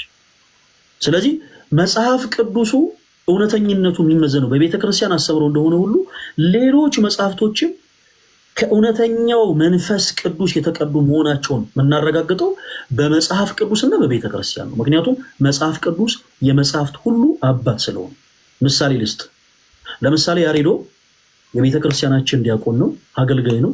ረዥም ዓመት በአገልግሎት ቆይቷል እና በነገረ ቅዱሳን አንድ መጽሐፍ ቢጽፍ እና ወደ 400-500 የሚጠጋ ገጽ ኖሮት ነገር ግን 2 ገጽ ላይ ትንሽ ከቤተ ክርስቲያን ጋር የሚጻረር ሀሳብ ቢኖረው ያንን ሀሳብ ስህተት ነው፣ ይሄ ነገር መታረም አለበት ልንለው የምንችለው ዝም ብለን በምቀኝነት ተነስተን በሆበለው አሳበለው በማለት ሳይሆን በቤተ ክርስቲያን ትምህርት ነው። ልክ ቅዱስ ጳውሎስ እንዳለው እንደመሰከረው ማለት ነው። እኛ ከሰበክንላችሁ ውጪ የሰማይ መላእክት እንኳን መጥቶ አዲስ ነገር ቢነግራችሁ እንዳትቀበሉ እንዳለ ማለት ነው። የቤተክርስቲያናችን ትምህርት የጸና ነው፣ ዶግማ ነው፣ የሚለወጥ አይደለም። ለምሳሌ ሥላሴ በአካል 3 በመለኮት አንድ ነው። ይሄ ሀቅ አይቀየርም። ይሄንን ሐሳብ ግን ብዙ ቅዱሳን አባቶች አብራርተውታል። ለሰው ልጅ በሚገባ መልኩ፣ ለሰው ልጅ በሚመጥን መልኩ፣ በሚጣፍጥ መልኩ አቅርበውታል። ያንን ሐሳብ ቤተክርስቲያን እውነት ነው፣ እነዚህ መጽሐፍቶች የኔ መጽሐፍቶች ናቸው ብላ ካኖናይዝ አድርጋ ስትቀበላቸው የቤተክርስቲያን መጽሐፍቶች ናቸው ብለን እንቀበላለን። ማንም በአንጃ ገራንጃ ለምሳሌ ዝም ብሎ አትሞ ስለሰጠን ብቻ እየሰበሰብን የቤተክርስቲያን መጽሐፍ ነው አይደለም ነው ባጭሩ። ስለዚህ ትምህርቱ አንዳንድ መጽሐፎች ኢቭን በቤተክርስቲያን ውስጥ አልፈው የቤተክርስቲያን አባቶች ሁሉ አጽድቀዋቸው ስቲል ስህተት ነው ሲባል እንሰማለን። አይ ነው ከምን አንፃር አይ ነው መጽሐፍቶቹ ሳይሆኑ ከምን አንፃር መሰለህ? ለምሳሌ ህትመት ከሆነ የህትመት ስህተት ሊኖር ይችላል። ቃላት ከሆኑ የቃላት ስህተቶች ሊኖሩ ይችላሉ። ቤተክርስቲያን መጽሐፍቶቼ ናቸው ብላ ኖ ከዛ በኋላ የቤተክርስቲያን መጽሐፍት አይደሉም ያለቻቸው መጽሐፍቶች ያሉ ባይሆን ግን እዚሁ ጋር አንድ መሰክርልህ እውነት ቤተክርስቲያን ዛሬም ድረስ መጽሐፍቶቼ ናቸው ያላለቻቸው ነገር ግን አንዳንድ ሰዎች ዝም ብለው በቃ እንደው ግግም ብለው የቤተክርስቲያን መጽሐፍት ናቸው ብለው የሚሸጧቸው መጽሐፍቶች አሉ። ቤተክርስቲያናች ዛሬም ድረስ የማታውቃቸው ማለት ነው። ስም መጥራት እንችላለን። የቤተክርስቲያን መጽሐፍት ያሉ ነው አሉ ስቲል ነው ቤተክርስቲያናችን መጽሐፍቶቼ ናቸው ያላለቻቸው ካኖናይዝ ያላደረገቻቸው መጽሐፍቶች አሉ።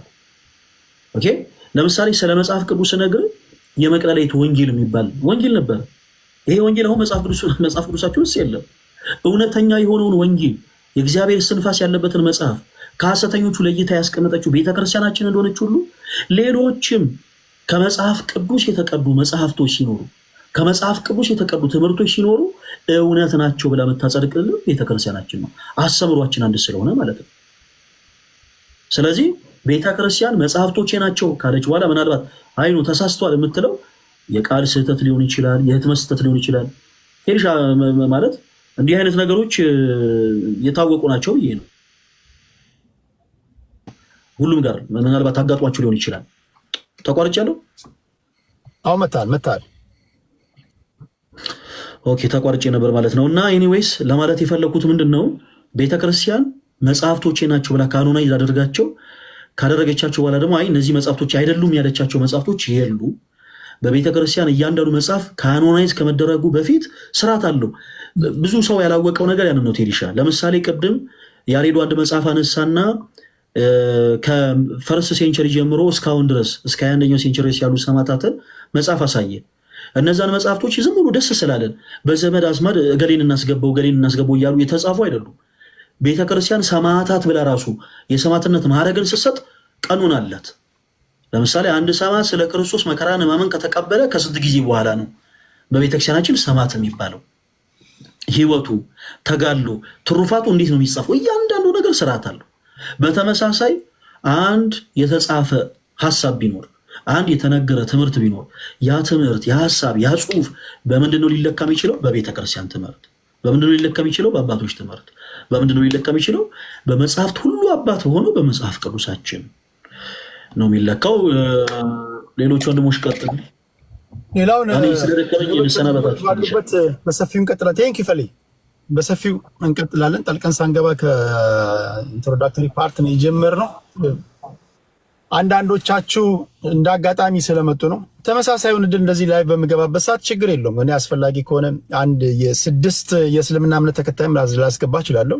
6 የፕሮቴስታንት እምነት ተከታይም ላስገባ እችላለሁ።